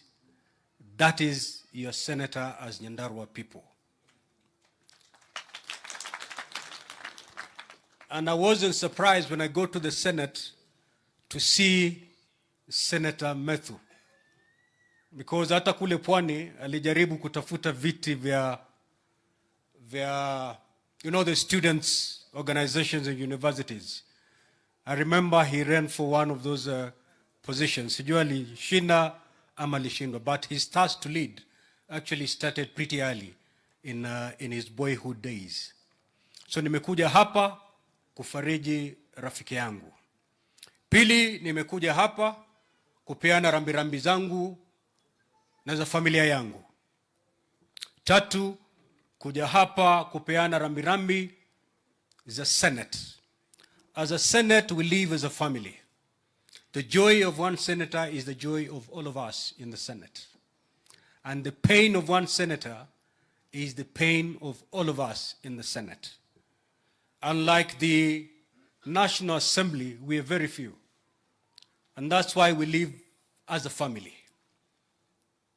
Senator yoyote ule akipatikana na janga, we all of us come together and lend a shoulder to that senator so that they can lean on during those turbulent days. And that's why today we may not see all the senators present, but I want to assure Senator Methu that the entire Senate as an institution is here standing and praying and lifting him in prayer. Najua wazi kwamba wingu la majonzi limetanda katika familia hii ya Senator Methu. But Senator Methu is not the only person who's lost a dad. So has the Senate.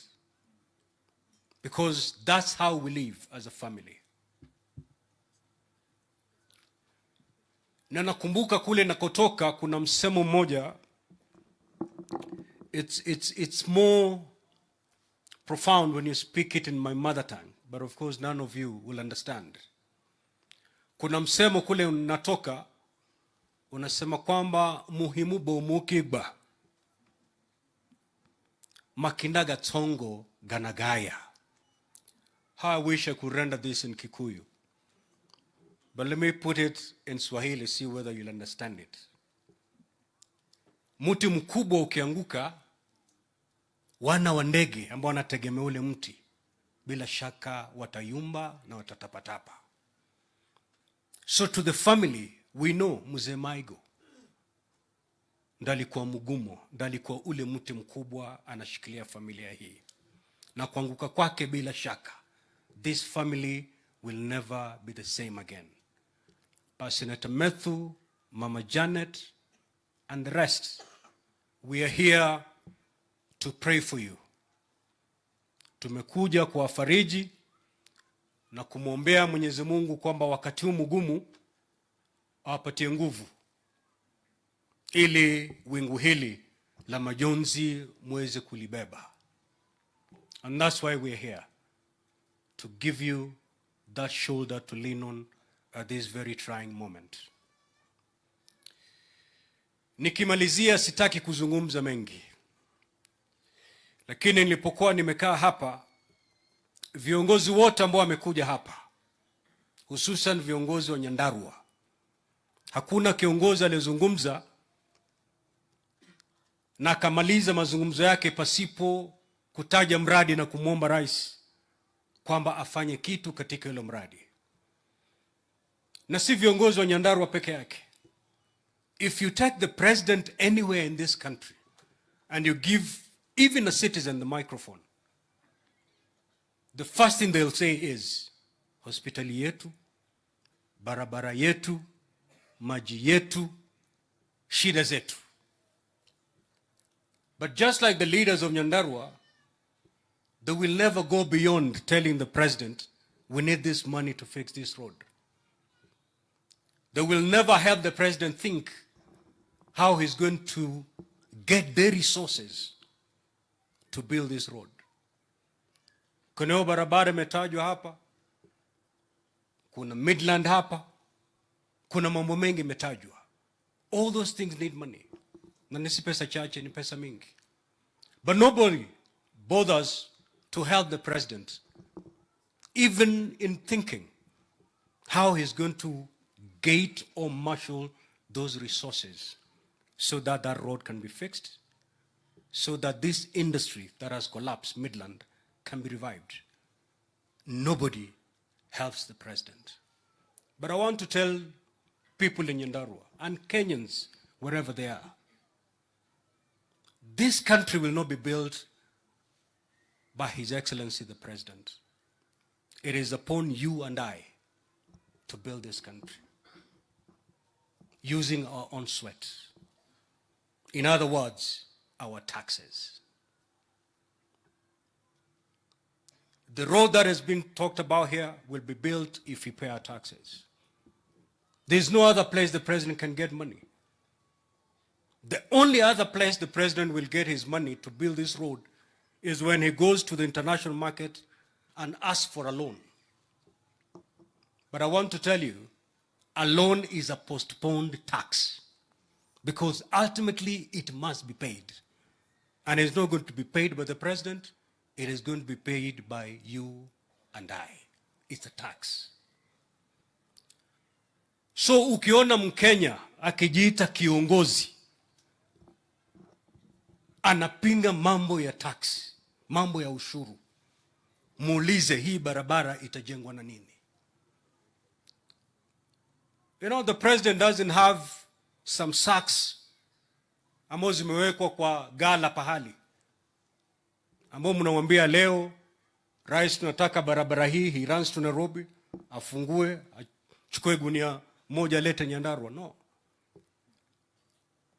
The money that will fix that road is the money that you and I pay every month in form of taxes. So we pay our taxes, we fix our roads. We pay our taxes, we fix our hospitals. Kwa hivyo Wakenya wenzangu, msidanganywe na mtu waambie kwamba serikali ya Mheshimiwa William Ruto imeleta mambo ya kutoza ushuru mwingi. Instead, ask the president, where are you taking our taxes? And he has the answers. The plan has been elaborately given to us by my brother Kimani Ichung'wah, where this money is going. Ukiona mtu anakuambia uchukue sufuria weke kwa kichwa ili usilipe ushuru, that is not a leader. And I want to thank the president for the bold decisions he's made. You know, where I stand as the Speaker of the Senate, I'm not here to defend the executive, but I'm here to speak the truth. Na nataka kumpongeza rais for the bold decisions he made. You know, in this country we have leaders and we have politicians. A leader will take his people where they're supposed to go. A politician will take his people where they want to go. Because all they want ni kura. Watu wako wakisema tukachome hii nyumba kwa sababu hutaki kuwakosea, utasema twendeni. But a leader will tell them no, we cannot do that. Even if that decision will be unpopular with your people, but that is the right decision. And these are the decisions that our president made. Tough, unpopular, but yet the right decisions. In fact, sometimes I used to wonder, is our president going to defend his presidency in 2027? Because he had a very easy thing to do, to play politics for the first 5 years. Play to the gallery.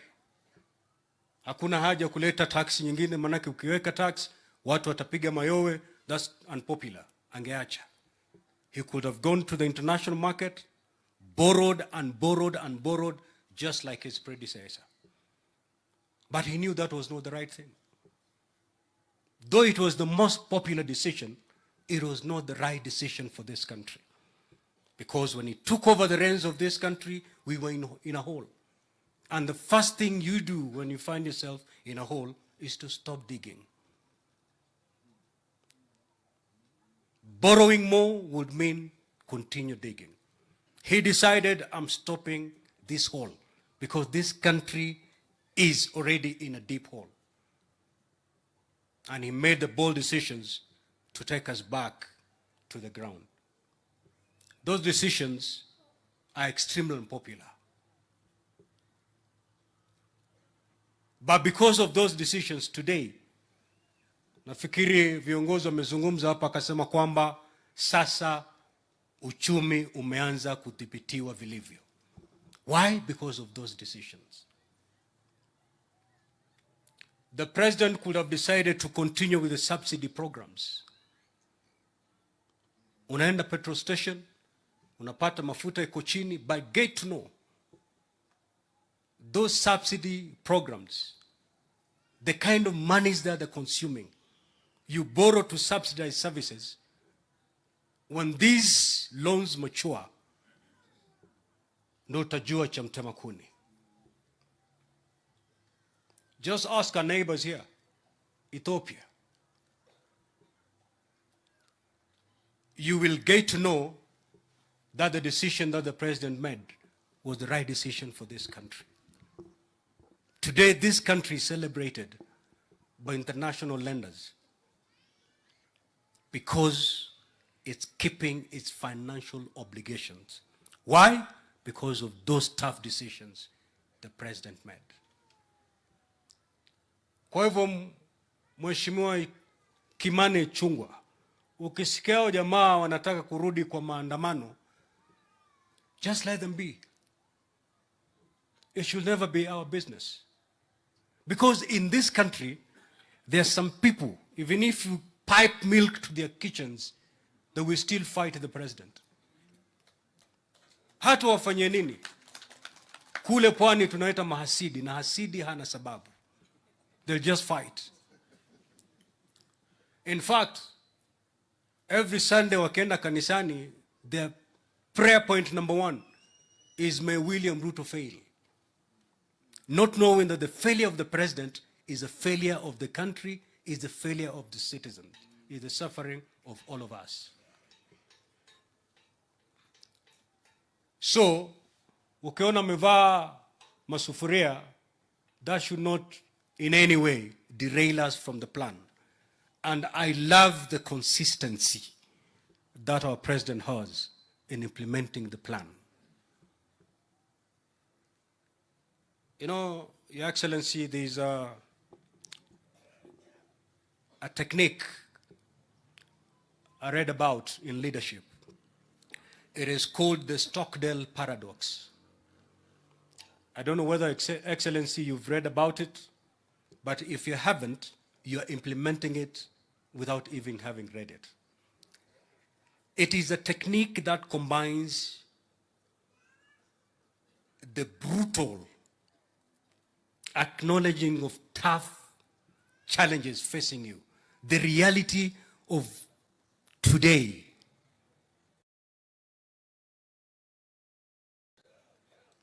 and then combining that with the wit of believing that because of the programs I'm putting across, we will one day break even.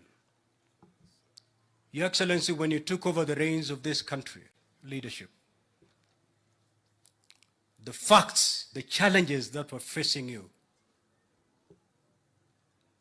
We knew it will take maybe even 10 years to move from where we are.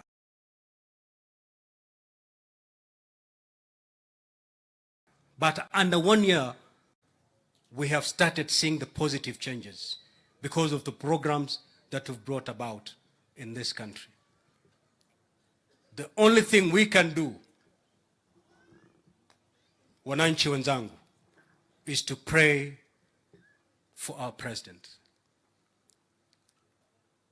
You know, I was told whenever we go for prayers with the president, kanisa wanasema kwamba tulimuombea rais, akawa rais. That's a good thing. Lakini kule pwani tunasema kwamba kupanda mchongoma si ngoma. Ngoma ni kushuka mchongoma. Praying for the president to be president si huja. Huja ni kumwombea ili afanikiwe katika urais wake.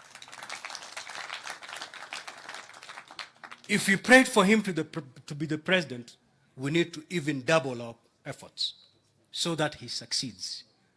I am shocked today that I can see bishops, pastors who prayed for William Ruto to be the president are the first people to give up.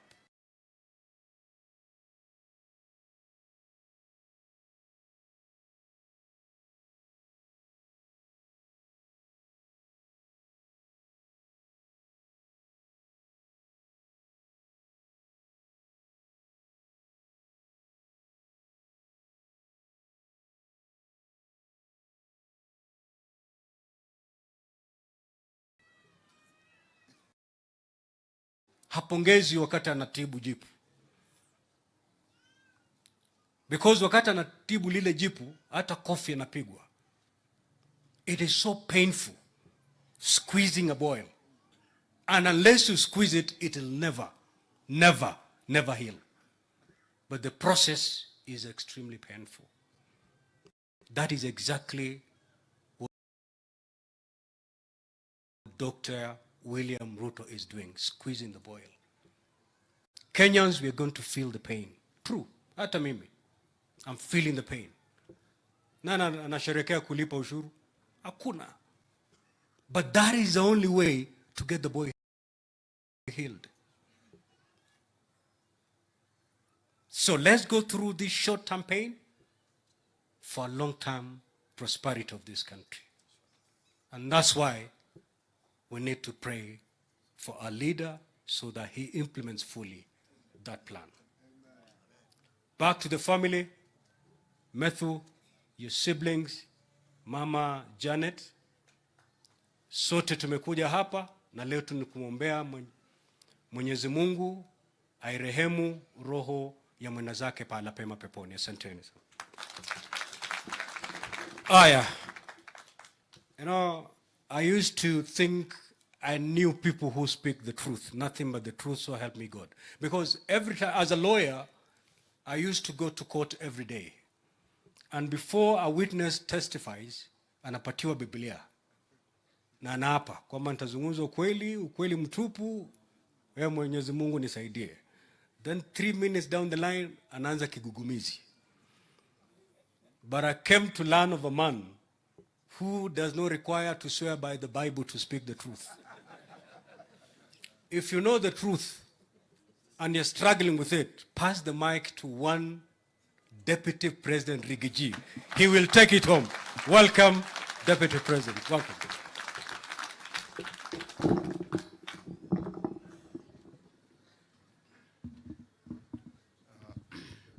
Kiongozi wetu, Rais wa Jamhuri ya Kenya, Dr. William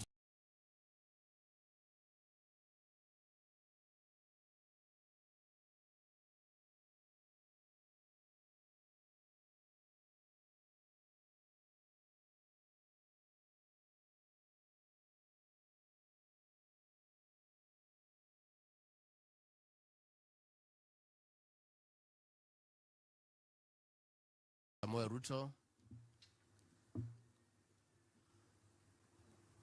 familia ya seneta wetu wakiongozwa na mama,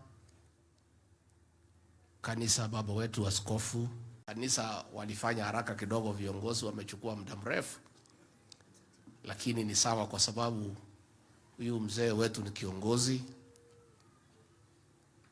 na kwa mila na desturi zetu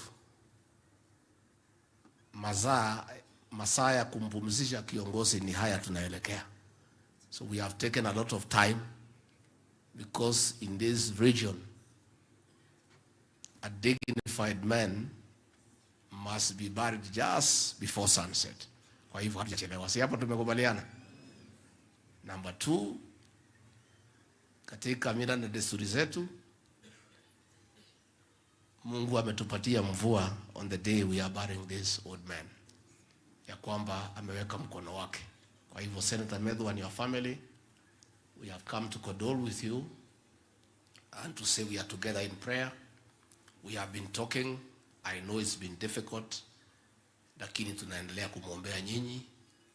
Na rais, tukushukuru sana kwa kupata nafasi kuja kuungana na hii familia. You've been a great leader for all of us in great times and difficult times. And the real test of leadership is standing with your people during difficult times. Your Excellency, for those of us who are in your team, you have always come through for us in difficult times. And for coming for Senator Methu and his family, we are grateful. Na ndio tunakupenda na tunakuheshimu, kwa sababu wewe huachilii watu wako. Your Excellency, huyu kijana Methu, sisi tunampenda, tunamheshimu. Mimi sikupata nafasi ya kupatana na babake, lakini nimeona kazi yake kwa sababu ya kumzaa na kumlea huyu kijana.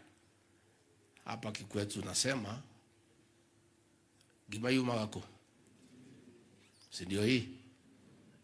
Just the way Senator Methu is, we now understand this old man, na tunamheshimu sana kwa kazi ya kutuzalia huyu kijana na kumlea vizuri. Na ni kweli vile mlisema hapa, kiongozi wetu rais wa jamhuri na mimi na wale tuko pale, tuko na jukumu wa kulea vijana wetu. We have a responsibility to mentor our young leaders and prepare them for leadership, especially from this region where we come from. We were left in a very difficult situation when there was a deliberate policy to stop leaders rising, and any young leader who tried to emerge, fimbo ilikuwa inachukuliwa na kupigwa. And Your Excellency, nakushukuru vile umeniambia tusaidiane hawa vijana wetu, tuwasaidie, tuwalee, tuwatayarishe, because they are the present and the future of our country. Na kwa hivyo vile ndugu ya Methu amesema hapa ya kwamba unaona sisi kuna mambo tunajua, hawa kanisa wanajua na nyinyi hamjui, ni horoma ili kuleka udutu wetu na muthuri oya halioka udutu we ni ndide muge muno no ndide kirimu ndio hau gatagati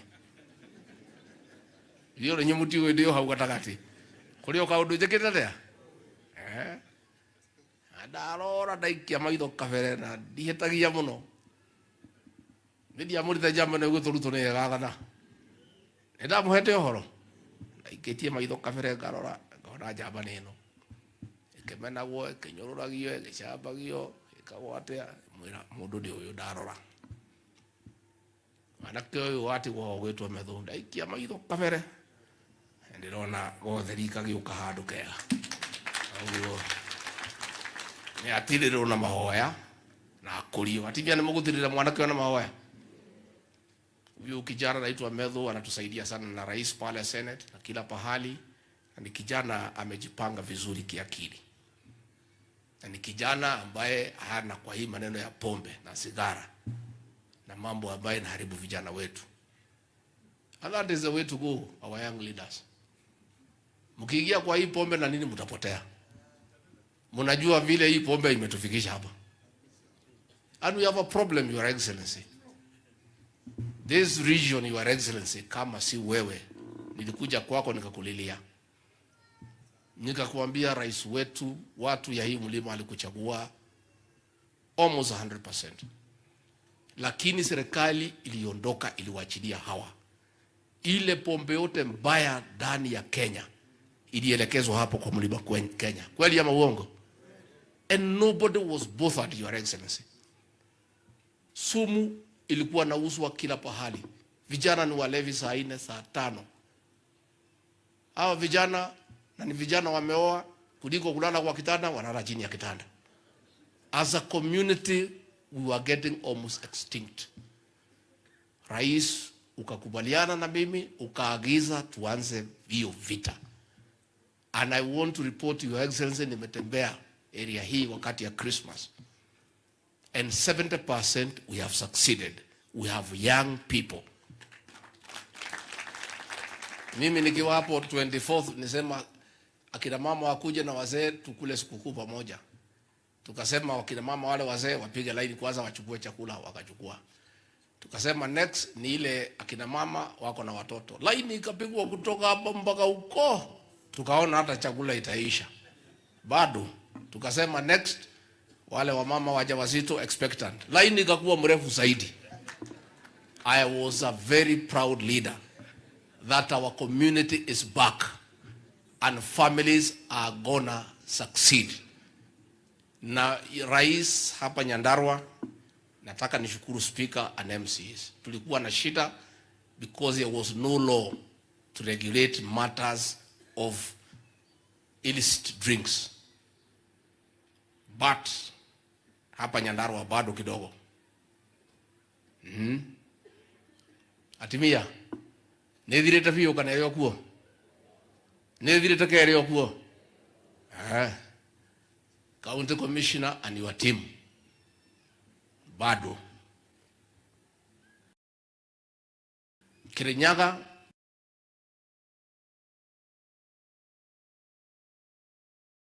I'm telling you, when the president is here, Commander-in-Chief of the Defense Forces, mtoe miguu kwa gunia. Mtoe miguu kwa gunia. Neguo. We must protect our young people because we have a responsibility to do so. And if it has succeeded in other counties, it will succeed here. And now that the law is almost ready, even before that law, other counties have succeeded. We must do what we should do. Na kiongozi wetu, rais wetu, tulipotea kama nchi kwa sababu watu hapa chini wote waliingia kwa pombe na viongozi wakaingia kwa pombe. That's how we almost lost a country. Kama sisi huko chini tunakunywa na viongozi wanakunywa, hapo iko Kenya. That is the problem. And now that viongozi wakukunywi, tutengeneze huko chini. Tutengeneze ama tusitengeneze? Because now those leaders you could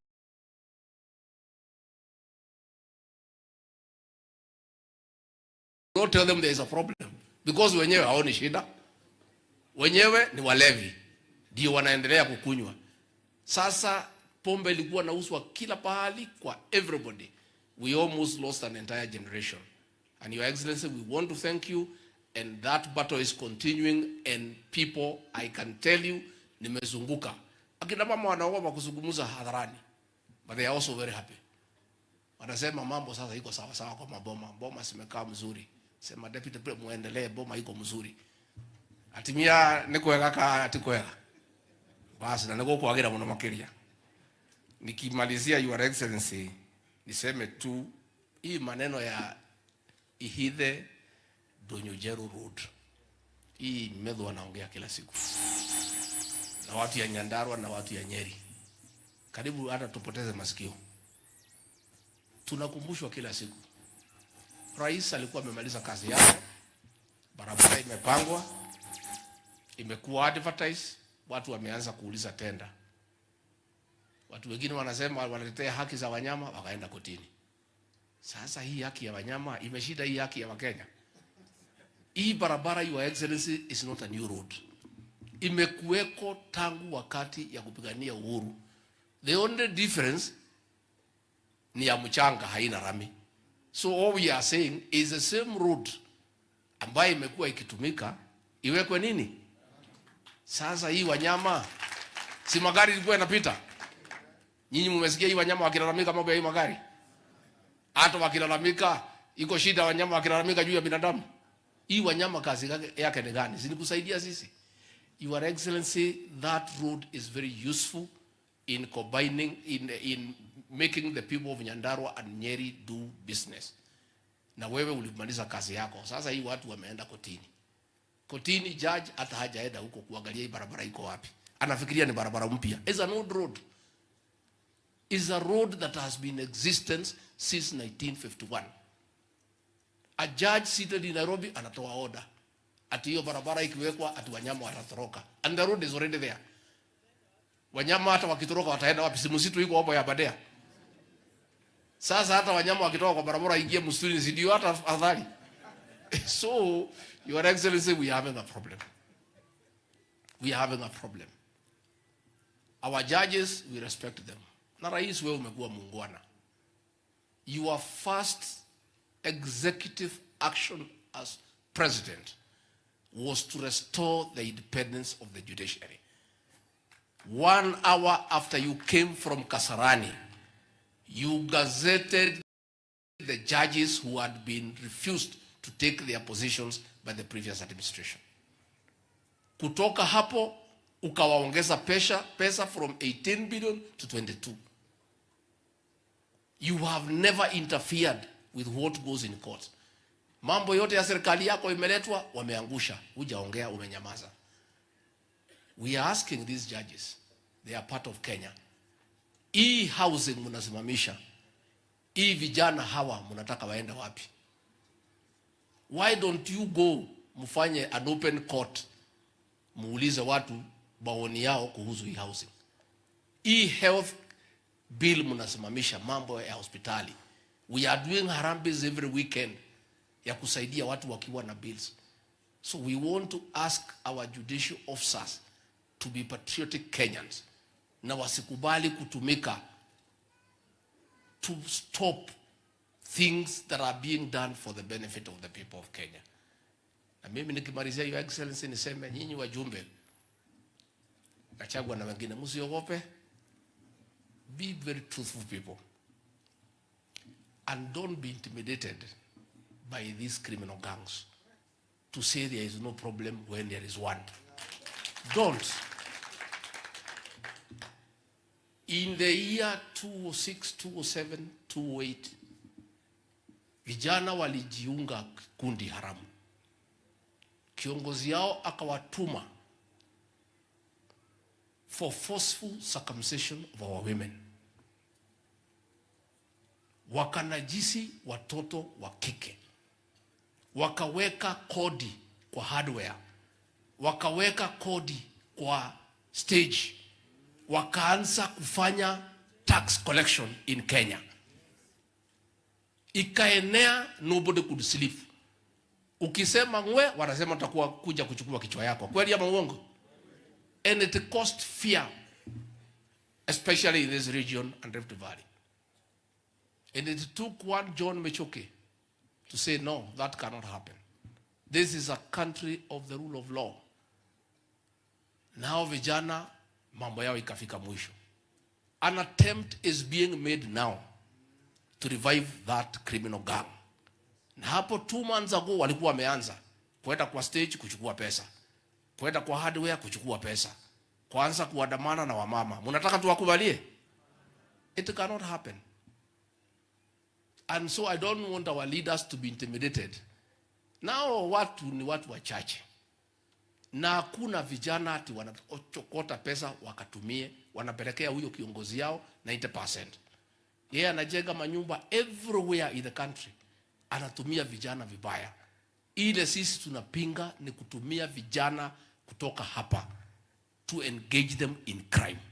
We have a responsibility to protect our young people from being misused by anybody to engage in criminal activities. Na mtu asituambie ati vijana ni ya jamii yetu. Hao wakina mama walifanyiwa hiyo vitendo baya ni wa jamii gani? Ni wa jamii gani? Hawa watu ya matatu walilazimishwa kutoa kodi ni wa jamii gani? Hawa wasichana walibakwa, wasichana wadogo ni wa jamii gani? Are you telling us that because criminals come from our community, waharibu wa mama wetu tukiona? Let nobody tell us, Your Excellency. Na mimi niko tayari, if there is any political price to be paid to protect these women and our young girls, kama kura itakosekana kwa sababu ya hiyo, afadhali ikae. Afadhali ikae. We cannot. Hatuwezi kubali. And I want to ask our young people, tafadhali vijana wetu, msikubali kutumika vibaya. Mwende mkachukue kodi kwa watu ya matatu kupelekea mtu ajenge manyumba. Msikubali kuambiwa mwende mkasumbue wakina mama ambaye walizaa nyinyi. Muwafanyie vitendo ya kinyama ambaye hawezekani katika kane hii ya dunia hii yetu. So we are saying, Your Excellency, we want to thank our security teams in Central Kenya and in the Rift Valley for their swift action in the last 3 months. That hiyo maneno imesimamishwa, sasa watu wanafanya biashara, watu wa matatu wanafanya kazi yao, and that is what will continue to happen. And we will never allow anybody to intimidate us na kujificha kwa jamii yetu. Jamii yetu is not jamii ya criminals. And we will never protect a criminal ati kwa sababu wewe unatoka hapa. Jana mimi nimekuwa jela pale Kingongo kutembelea wale watu ambao wamefungwa hapo.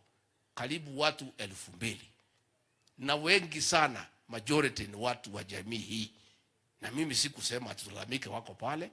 If they have committed crimes, the law is there. And we are saying criminals will be treated as criminals, not because of where you come from. Kwa hivyo tusiambiwe na mtu asiatuambie sisi ati wewe deputy president, ati hivi vijana ni wetu, wachieni hao wafanye vile wanataka. Tukubali wasubuhi wakina mama tukiwekwa kwa serikali kweli? Tunaweza kubali? Hatuwezi. And that one, people should know very clearly that it cannot happen. And the fifth administration, led by President William Ruto, is not the one that will allow the resurgence of that criminal gang or other gangs ya kuja kusubuana na wananchi. And in the same token, even what has happened in Meru, huyo kijana ameuawa, the law must take its course. Na tungetaka DCI to quickly conclude those investigations, and whoever is responsible must face the law, irrespective of your political persuasion, irrespective of your status in society, because the law is uniform to the people of Kenya, and that is what must happen. Kwa hivyo Rais, sisi tungetaka tukushukuru kwa kupata nafasi kuja kufariji na sisi hapa Nyandarua. Na Rais anapenda Nyandarua, Senator wa Trans Nzoia. If you don't know, ametoa naibu wa rais hapa ya Nyandarua. Sasa atakosa kuja hapa aende wapi? Mimi ni mtu hapa. Sasa hata mimi namwambia rais twende nyumbani. Tena watu ya Nyandarua wamemuonesha mapenzi. You know, everybody likes being loved. Najua kina mama wanafikiria nyinyi ndio mnataka kupendwa peke yenu. Unajua twende tutakuwa dokate huo. Goro yako ni rakena. Goro kwega tuma goro yakwe kaigua wega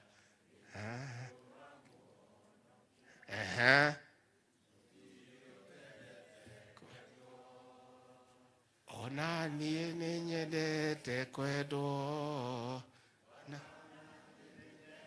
te kwedo hau muno. Rais, sisi tunakupenda. Na sisi tunasema hakuna mtu hataki kupendwa. Unajua kina mama hawa wanafikiria peke yake ndio wanataka kupendwa. Hata rais tukimpenda si atakuja hapa kila wakati. Rais, sisi tunakupenda na wewe tufanyie kazi. Na wewe hapana subuka na hii watu wanaongea mambo mingi. Rais Kibaki alipoingia pale 2002, mwaka wa 2003 at 2004 alikuwa anapigiwa kelele na kila mtu. Ameleta VAT, amefanya nini, akapigiwa kelele, akanyamaza, akaendelea kufanya kazi. Mwishowe akimaliza miaka yake 10. Si kila mtu anasema Mwai Kibaki ndio rais wa pekee Kenya. Rais, wewe umeshika ile Mwai Kibaki. Kanyangia hapo rais wetu. Kanyangia hapo. Hii maneno itapita tu, wacha hii watu wapige kelele. Hata nimeona sasa wametafuta wengine ati wanaitwa watu ya opinion poll. Au watu wamesema Raila atashinda mara 5. Sasa hiyo watu wewe unaweza kuwasikiza? Forget about these fellows. This is the old script, old narrative by the same characters that means nothing. Wewe rais wetu, wewe fanya kazi. Sisi tuko hapo kuunga wewe mkono. Na sisi tunakushikilia. And we are supporting you. Na unajua sisi waoga, we are there supporting you. And I want to assure you, Your Excellency, nobody can incite this region against you. These are very intelligent people. Watu naonanga wamenyamaza na mnai hakuna kitu wajui. These are people ambaye wanaelewa. Wewe umepata nchi, deni ndio hiyo. When Mwai Kibaki left this country, ilikuwa na deni ya 1.8 trillion. Amepatia Uhuru Kenyatta ndugu yetu. Amekuachia na 9.8. Wewe vile Speaker Kingi amesema, ungejipenda useme, ndio mimi nipendwe, wacha nichukue ifike 20 trillion, yule atakuja nyuma yangu, atakuja kufanya nini? Lakini wewe umekuwa a patriotic Kenyan. That situation is not sustainable. Umeamua kwanza, wacha tujaribu kungangana na hii deni. Kwa hivyo lazima hapa itakuwa uchungu hapa na pale. But President, in this region, I want to assure you, I've been here over Christmas, tumeongea na hii watu, there is no problem. People are just quiet, wanaangalia, wanangojea, and they trust you, they entrusted you with their vote, they trust your leadership, and they know you know what you are doing, and you make this country great, na watakupatia nafasi, na watakuunga mkono, and more so, wataendelea kukuombea. Ningetaka, nemukuru kama tukaribishe mudhamaki? Tungetaka kwa heshima tumpigie makofi, tumkaribishe rais wetu.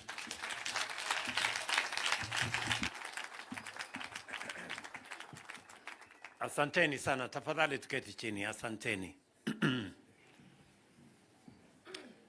Mama wetu, Mama Janet Maigo na family ya ndugu yetu Senator Methu wa hapa Nyandarua, maaskofu wetu wote, viongozi wenzangu na watu wa Nyandarua, amjambo.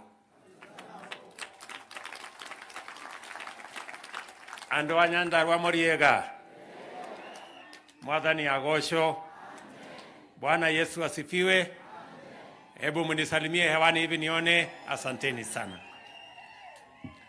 Kwanza mimi nataka nimshukuru Mungu ametupatia nafasi hii hata katika mambo magumu ambayo tumekuja kufariji familia ya mzee wetu Michael Waweru.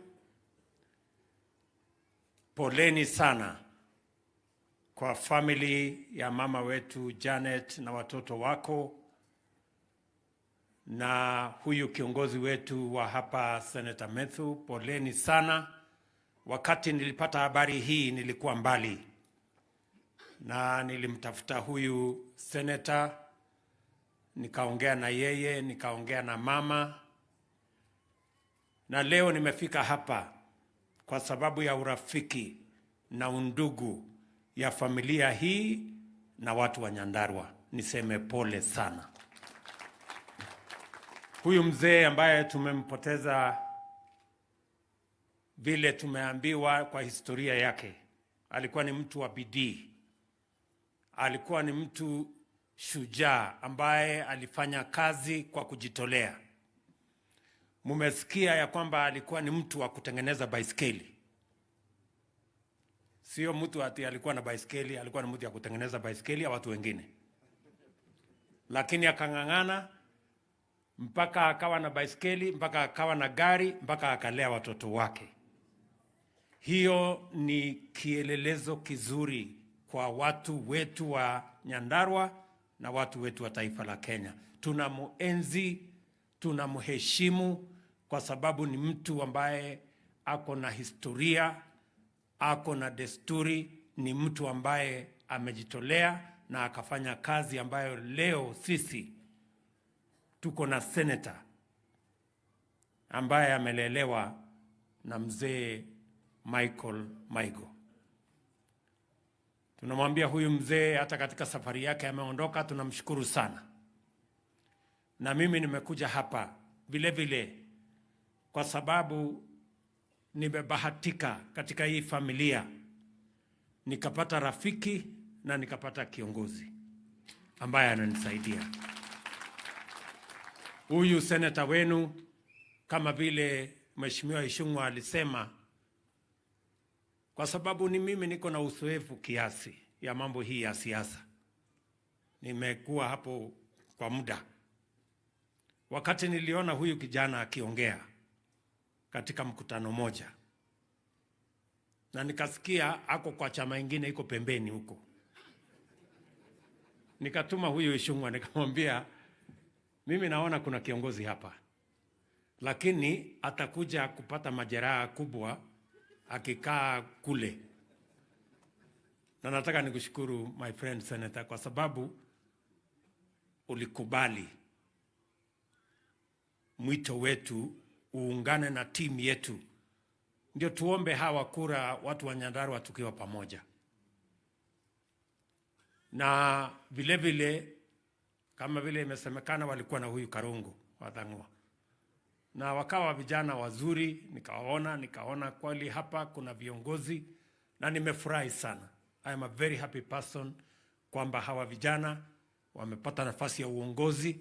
Mimi nataka niwahakikishie vile Deputy President amesema, tutasaidia hawa vijana, tuwapatie mentorship, ndio wawe vijana wanaweza kutusaidia na uongozi wa kesho na kesho kutwa. Mimi nafurahi sana kwamba mzee hata ingawaje ametuacha, alitulelea huyu kijana na ndugu zake. Hapa tuko na familia ya watu wa kufanya bidii na kufanya kazi. Mzee akawa ni baba wa huyu kijana wa kumlea, kumzaa na kumlea. Mimi nikawa na bahati ya kuwa ni baba wake ya kisiasa. Pia ni mpange vizuri vile mzee alimpanga vizuri pale nyuma. So Senator Methu, na nataka nimwambie mama Janet, huyu kijana usikuwe na wasiwasi. Ako katika mikono yangu, nitampanga vizuri. Na ukisikia analalamika ni vile nimemnyorosha ndio akae mzuri. Vile nasikia mzee pia alikuwa ananyorosha watu wengine hapo. Sasa huyu akijaribu kupiga kona hivi nitamweka laini. Ndio tuweze kupata viongozi wa kesho ambao wanaweza kupeleka taifa letu la Kenya mahali wa Kenya watafaidika na mahali Kenya itaheshimika. Nataka vile vile niwashukuru sana wale wote ambao mmekuja hapa kufariji familia hii. Hii ndio undugu. Hii ndio faraja ambayo itawapa nguvu kujua ya kwamba hata ingawaje mzee ameondoka, wako na familia kubwa ya Wakenya wengi, sote tukiwemo, kusimama na wao wakati huu na kujua vile tutaweza kwenda mbele tukiwa pamoja. Na waomba watoto wa mzee, wasichana kwa wanaume, na familia hii, kwa ile heshima huyu mzee ameweka, na nyinyi pia mshikilie hapo, muwe ni watu wa bidii, mjenge mali, mjenge taifa letu, na pia mjenge familia yenu, ili tuweze kwenda mbele pamoja. Nchi, taifa ni kukutanisha familia zetu. There is no country without families. The foundation, the firm, strong foundation of a nation is a strong and firm family. So I want to encourage you as a family, learning from the footsteps of Mzee Michael, to continue to do the good that he did, to continue to work hard, to work smart, and to build the future of your family as we build the nation of Kenya together. Poleni nilichelewa kidogo kwa sababu ya mambo ya, najua mimi ni mkulima kidogo pia. Ni wakati mimi sifanyi kazi hii, mimi ni mkulima pale nyumbani. Unajua hii kilimo ukienda mbali sana unakuta sengenge imeharibika. Unakuta sijui kazi gani imekwama. Sijui kazi gani ng'ombe imekwama kidogo. So nilikuwa nanyorosha watu pale panga masaa kumbe inakimbia. Alafu pia tukawa na shida kidogo ya mambo ya weather. Lakini nilisema kwa vyovyote lazima nije hapa ili tuungane pamoja kuhakikisha kwamba familia hii inajua ya kwamba Wakenya wanasimama na wao na pia tuweze kufarijiana pamoja. Watu wa hapa Nyandarua, mimi nataka niwashukuru sana kwa kuwa marafiki, kwa kuwa washirika, na yale mambo yote mmesema hapa nimeyasikiza kwa makini. Sio mambo mageni, ni mambo tumeongea pale mbeleni. Nataka niwashukuru pia ninyi na Wakenya wengine wote kwa sababu ya kutupatia muda. Mwaka mmoja uliopita tumepanga mambo mengi kwa sababu ilikuwa inatupasa tufanye hivyo. I want to thank the people of Kenya, the people of Nyandarua for giving us time to plan properly for our country so that we don't make mistakes that we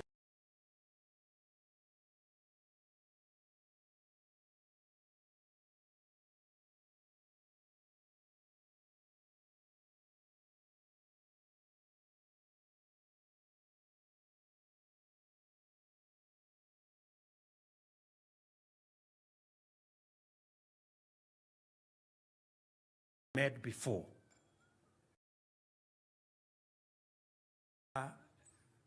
Leo na kesho ni mambo ya usoni na vile Kenya itanawiri tukiwa pamoja. Tuko na mahitaji mengi.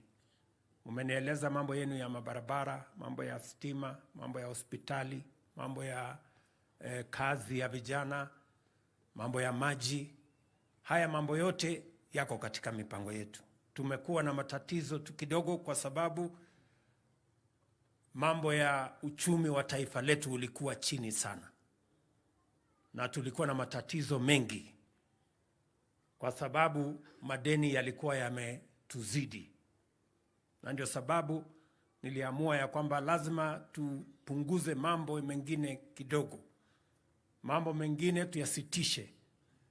We delay some programs, we postpone some programs until we stabilize our economy so that we don't make the wrong decisions and make mistakes that were done before. Lazima turekebishe mambo. Najua ya kwamba kuna mjadala mkubwa. Watu wanasema shida ya Kenya ni hii, shida ya Kenya ni ile. Hata wengine wanajaribu kulaumu ya kwamba shida ya Kenya ni ushuru. I want to tell you ya kwamba shida ya Kenya si ushuru. Shida ya Kenya ni madeni. That is the truth. Kuna watu hawataki kuambiwa ukweli. Shida ya Kenya vile mashida ambayo ya dunia hii ni madeni. Na hii madeni ndio imesababisha hata nchi zingine nyingi hapa bara la Afrika wakakosa kulipa madeni yao. Saa hizi wako katika janga ambao hawajui watatoka kwa njia gani. Na siwezi kukubali kwamba nchi yetu iende barabara hiyo ambayo itapata sifa mbaya ya watu ambao hawawezi kujisimamia. So I want to tell our countrymen and women, the problem of Kenya is not taxes. The problem of Kenya is debts. Unless we manage our debts, unless we control our appetite for borrowing, we are going to be slaves of those who lend to us. And our nation will be destroyed by debt. Many nations have been destroyed by debt. There is no single nation that has been destroyed by taxes. In fact, many progressive countries have been built by their taxes. That is where we need to go. Na hiyo ndio ukweli, lazima tuambiane pole pole mpaka tuelewane. Mzee Mwai Kibaki mwenyewe, rais wa 3 wa Kenya, alituambia kulipa ushuru ni kujitegemea. That is what he told us. Yeye ndiye amesukuma mambo ya VAT, amesukuma mambo ya watu kulipa ushuru. Wakati aliondoka, alikuwa ameongeza ushuru Kenya karibu mara 4. Hapo katikati tukawacha hiyo barabara, tukaenda kwa madeni. Madeni saa hiyo imefika trilioni karibu 9 na kitu, karibu 10. Hata kama tungetaka kwenda kukopa, hakuna watu wako tayari kutukopesha tena, kwa sababu tulikuwa tumeonekana hawa ni watu wa kukopa, hawana mpango ya kulipa. Hata wewe kama unajua mtu hawezi kulipa deni yako, utampatia pesa? So, na unajua katika hii maneno kuna watu wanataka tupigiwe makofi. Ukipigiwa makofi na uingize nchi yako kwa mtaro, si wewe ni wazimu? Hiyo barabara haiwezekani. Heri upigiwe makelele na uokoe nchi yako kuliko kupigiwa makofi na uingize nchi yako kwenye mtaro. Na ndio mimi nataka niwaambie, jameni, watu wa Nyandarua, tutafanya bidii. Mimi nataka niwaambie sasa tumedhibiti mambo ya uchumi, na nimesema nitakuja kuanzia kazi ya mwaka huu hapa Nyandarua next week.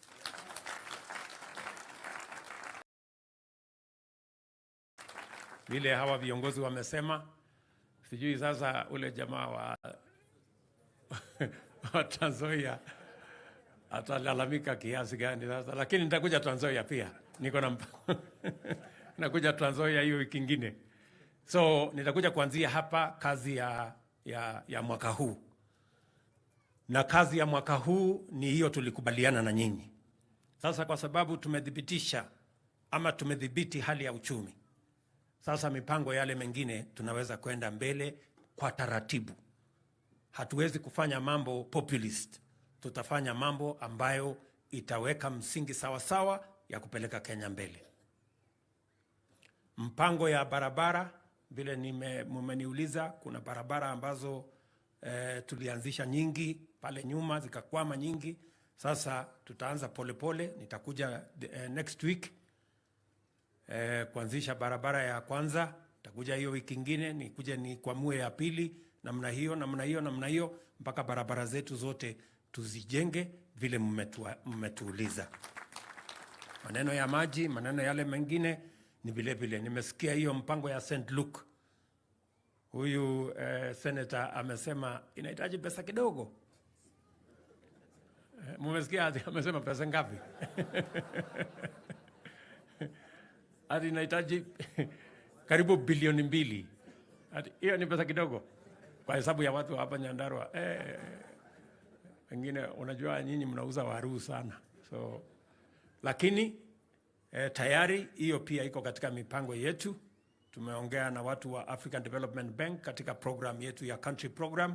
Tutaona vile tutahakikisha kwamba hiyo pia tunaishughulikia ndio mpate maji ya kunywa, tukiwa na shukrani kwa niaba ya watu wote wanaoishi Nairobi, hata wale watu wa Nyandarua. Gavana wetu, deputy governor wa Nairobi si ni mtu hapa.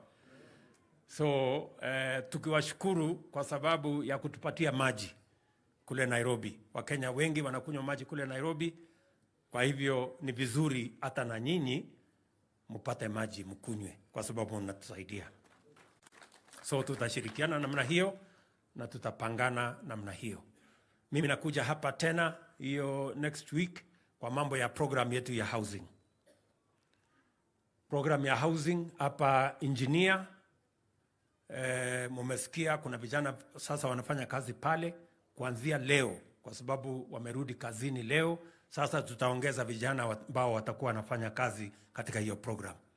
Mimi nakuja next week kuanzisha program ya housing pale Olkalau, kwa sababu tunataka kupanga vijana zaidi ya 500 pale waanze kufanya kazi. Alafu nikimaliza ya hapo Olkalau nitarudi tena, kwa sababu mpaka tupate vijana 5,000 wanaofanya kazi katika program ya housing hapa Nyandarua mwaka huu. Kwa sababu nimesema mwaka huu ni mwaka ule. Ule mwaka tulikuwa tunangojea. Si namna hiyo? So tutapangana hivyo. Na kazi hizo zingine zote tutapanga kwa pamoja. Ile kitu mimi nataka niwahakikishie ni kwamba we are going to be prudent and we are going to make sure that we do that which builds our economy for now and for the future. Barabara yenu ya Ihithe hapa ambaye mumeniuliza, huyu Methu, wacha ni confirm, amejaribu sana kufanya sehemu yake, lakini wale watu bado wako na kesi. So na hii kesi itabidi sasa tuwe na mjadala na watu ambao wanapeleka makesi kotini kuzuia maendeleo katika taifa letu la Kenya. Itabidi tuulizane maswali. Ni kweli ama si kweli? Yes, itabidi tuulizane maswali. Haiwezekani ya kwamba Kenya, maendeleo ambayo tumekuwa tukingojea miaka nyingi, mipango ambayo iko katika katiba ya Kenya, mipango imepitishwa katika bunge la Kenya, mipango ambayo wananchi wa Kenya wamepigia kura katika manifesto ya chama wamechagua, ati watu wachache 2, 3 wameenda kotini, wakahongana kotini, mpango hiyo ikasimamishwa, barabara ikasimamishwa, universal health coverage inasimamishwa, mambo ya housing inasimamishwa. Lazima tuulizane, lazima tuwe na mjadala. We must ask ourselves, ama namna gani? Yes, lazima tuulizane maswali. Na ndio mimi nataka niseme, we are a democracy. We respect, we will protect the independence of the judiciary. What we will not allow is judicial tyranny and judicial impunity. That we will not allow. That will not happen. Haiwezekani ya kwamba wakati tunaheshimu uhuru wa mahakama, watu wachache, watu ambayo ni beneficiaries, kama wale beneficiaries ambao wamekuwa wakiiba pesa yetu pale NHIF, 50% ya pesa ya NHIF zinafujwa na mahospitali chache, wakora chache, fake hospitals, fake doctors, wanafuja pesa ya NHIF. Tumesema ya kwamba tunabadilisha sheria. Hawa wabunge wamebadilisha sheria. Mimi nimeweka kidole, imekuwa sheria ya Kenya, kwamba sasa tutabadilisha vile mambo ya NHIF inaenda mbele, ili tuzuie pesa ya umma isipotee. Tukawa na digital health bill ambayo sasa itaweka a digital system that will protect resources that are meant for health in Kenya. Alafu watu wachache ambao wamekuwa wakiiba hiyo pesa wameenda wakatafutana na corrupt judicial officials, wakapanga njama ati wazuie ndio waendelee kuiba pesa ya NHIF, nusu ya pesa ya NHIF. I want to tell you my friends, hiyo haiwezi kuendelea. Sijui kama tunaelewana. Mimi nataka niwaulize, mnataka pesa ya hospitali iendelee kuibiwa na watu wachache ati kwa sababu wameenda kotini kwenda kuhonga judge? Bana. No. Hiyo hapana. Hawa watu mimi nataka niwatangazie mapema ya kwamba mambo ya watu wachache, people with vested interest, people who are beneficiaries of the corruption in the former NHIF, ganging up with corrupt judicial officials to stall the program that is going to make it possible for ordinary citizens to access health care, so that a few corrupt characters, hospitals, fake doctors, can continue to steal from NHIF. I want to tell them it will not happen in Kenya again, and we will stop it. We support the independence of the judiciary, but corrupt judicial officials working with those who vested interests that are benefiting from money stolen from NHIF, who want to perpetuate judicial tyranny and judicial impunity, we will deal with them. We will fight with them. We will not allow them. They will not go far. Mimi nataka niwatangazie mapema.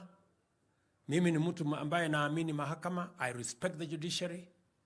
I respect the independence of the judiciary. But I also believe that the judiciary cannot be abused by a few corrupt judicial officials. Imagine, niwaulize, hata wale watu wako mahakamani, niwaulize, katiba ya Kenya, Article 43, inasema inalazimu serikali provide housing that is decent to citizens. Inalazimu serikali provide the highest standards of healthcare. Inalazimu serikali kupanga ajira ya vijana wa Kenya. Katiba ya Kenya.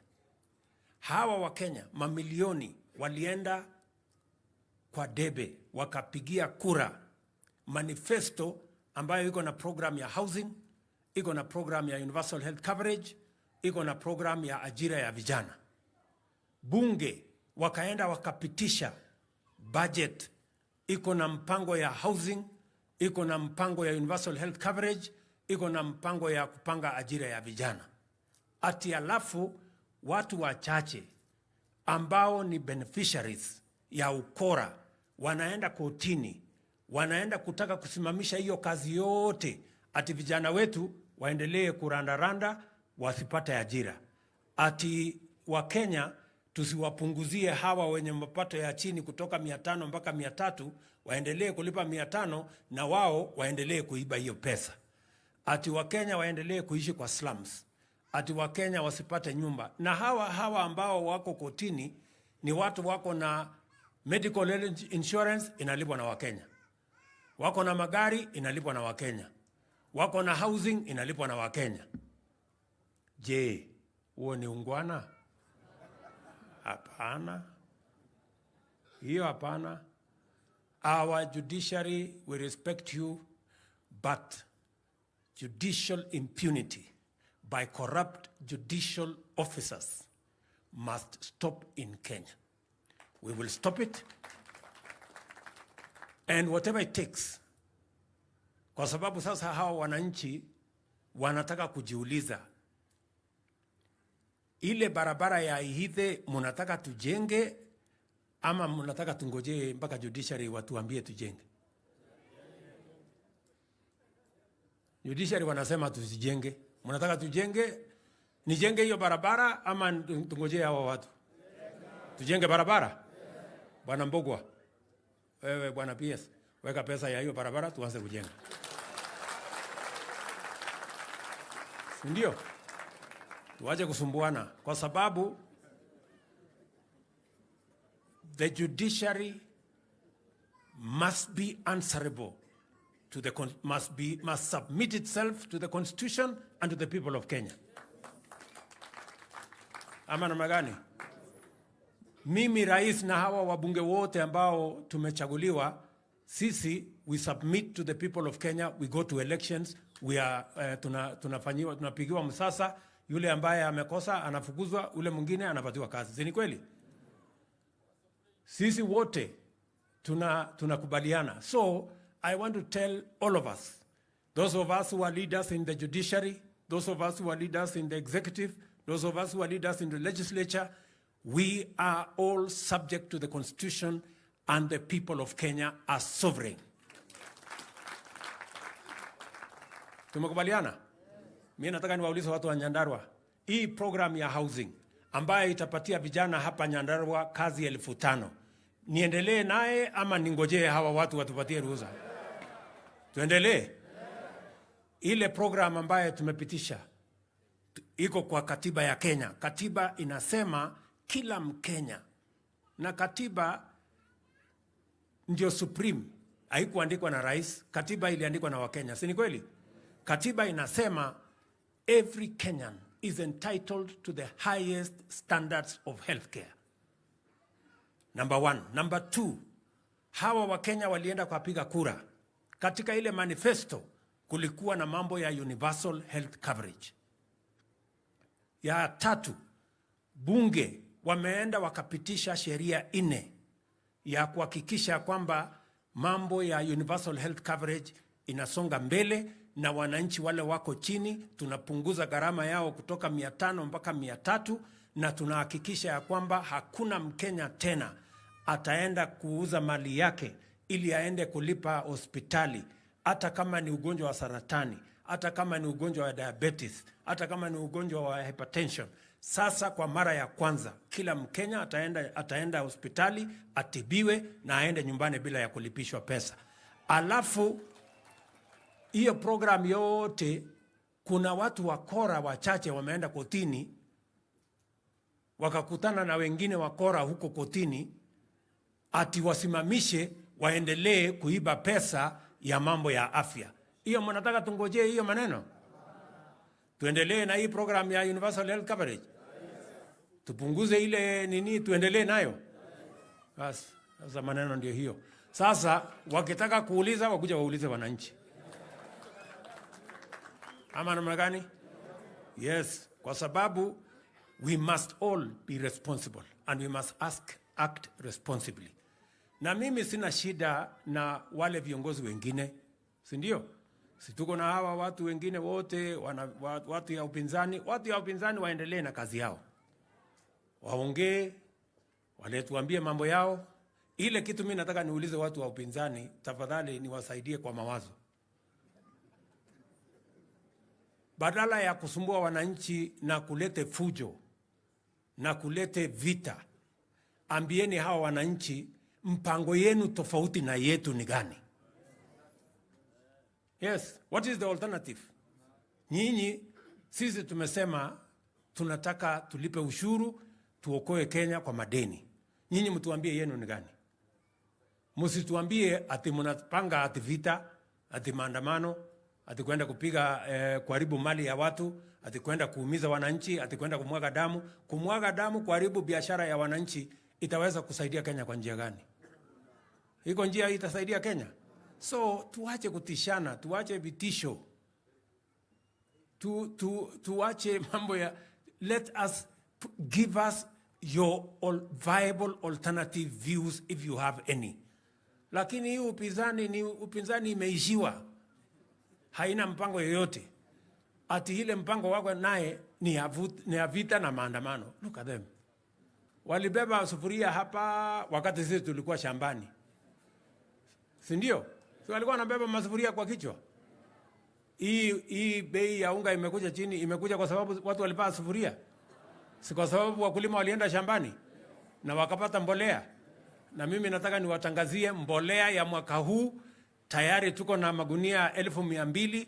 Ile magunia karibu 2,000,000 inakuja mwisho wa hii mwezi.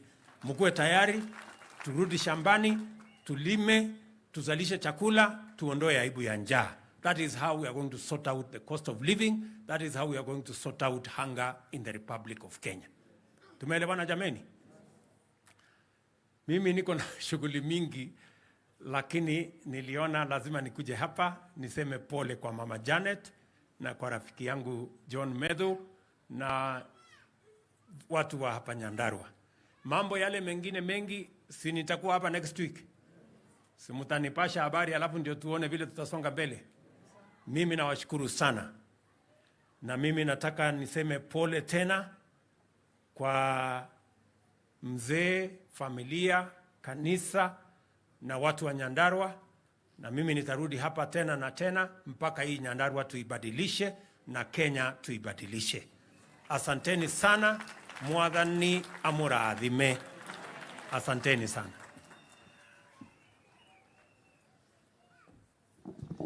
Tumpongeze tena rais kwa makofi. Asante sana, na niwaombe kwa heshima tuweze kuketi.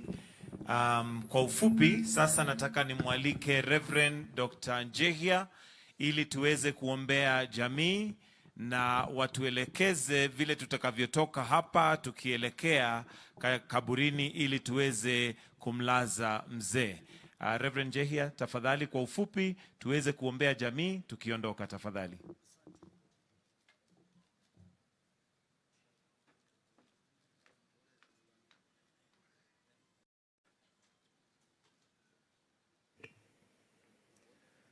Thank you so much. Napenda kwa niaba ya jamii ya baba wetu mzee Michael niweze kumshukuru rais wetu wa Jamhuri ya Kenya for your personal contribution towards the demise of our father. I also would like to appreciate on behalf of the family of Michael, Your Excellency, once again I wish to appreciate you personally for your personal contribution to the demise of our father. I also would wish to appreciate on behalf of the family the contribution of our readers towards the same. And I also on behalf of the family wish to appreciate the contribution of each and every one of us who are with us at the moment. Na niseme kwamba Mungu wa mbinguni awabariki. Hatuna muda mrefu mwingine. Hatuna muda mrefu wa kufanya. Your Excellency, we want to spend the remaining 6 minutes so that we can pray for the family. But slightly before we pray for the family, we would wish to pray for you, for your government, which is also our government. Before you came to lisema ya kwamba this is our government, we prayed for it. And as a Kranje family, we are very much behind you and behind your administration. And allow me, Your Excellency, to say one of the reasons as to why we are behind you is because we have noted your credibility. We have noted your strategies, your policy, and your consistency. And we are very, very proud of you.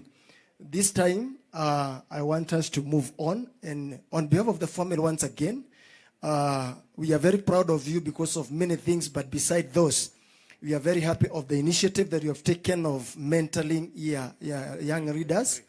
And we want to believe that something is happening and it will really happen to the glory of God.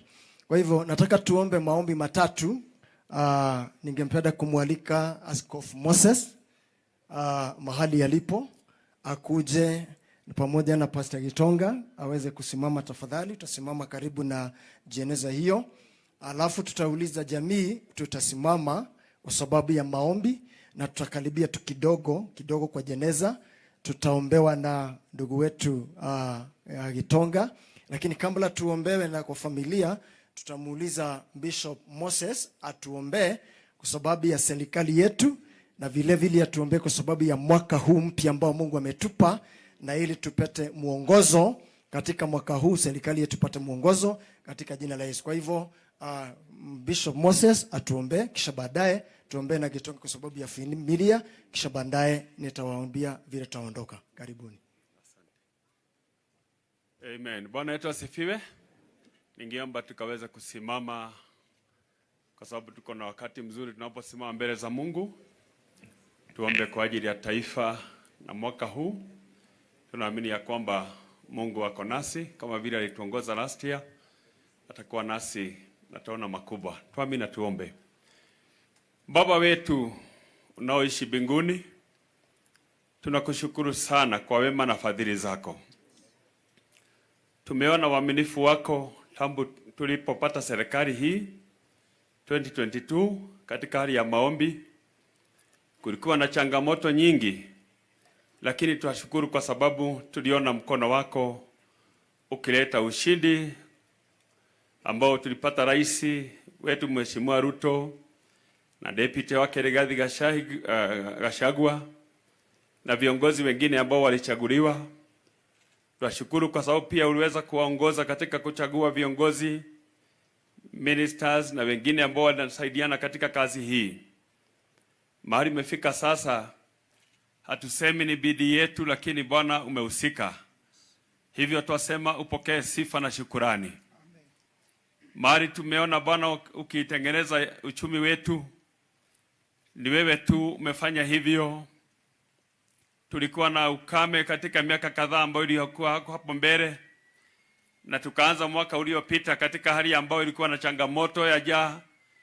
Familia nyingi zilikuwa zinachangiwa kupata chakula, lakini tumemaliza mwaka huu unga na chakula chingine zikiwa kwa wingi katika taifa letu. Pia tunasema ni asante kwa sababu tunaendelea kuona baraka hiyo ya mvua ikiwa pamoja nasi. Na lako linasema ya kwamba mahali ambapo kuna umoja unaachilia baraka zako. Tunashukuru kwa umoja ambao umepatikana kwa viongozi wetu wa kitaifa. Tunashukuru kwa sababu pia tumeona uaminifu wako katika umoja hata kaunti hii yetu ya Nyandarua, na kwa hivyo tunasema upokee sifa na shukurani. Kuna mambo mengi ambayo serikali imeahidi na tumeanza kuhisi na kuona ukitendeka. Mipango na mwanadamu, lakini wewe hufanya utimie.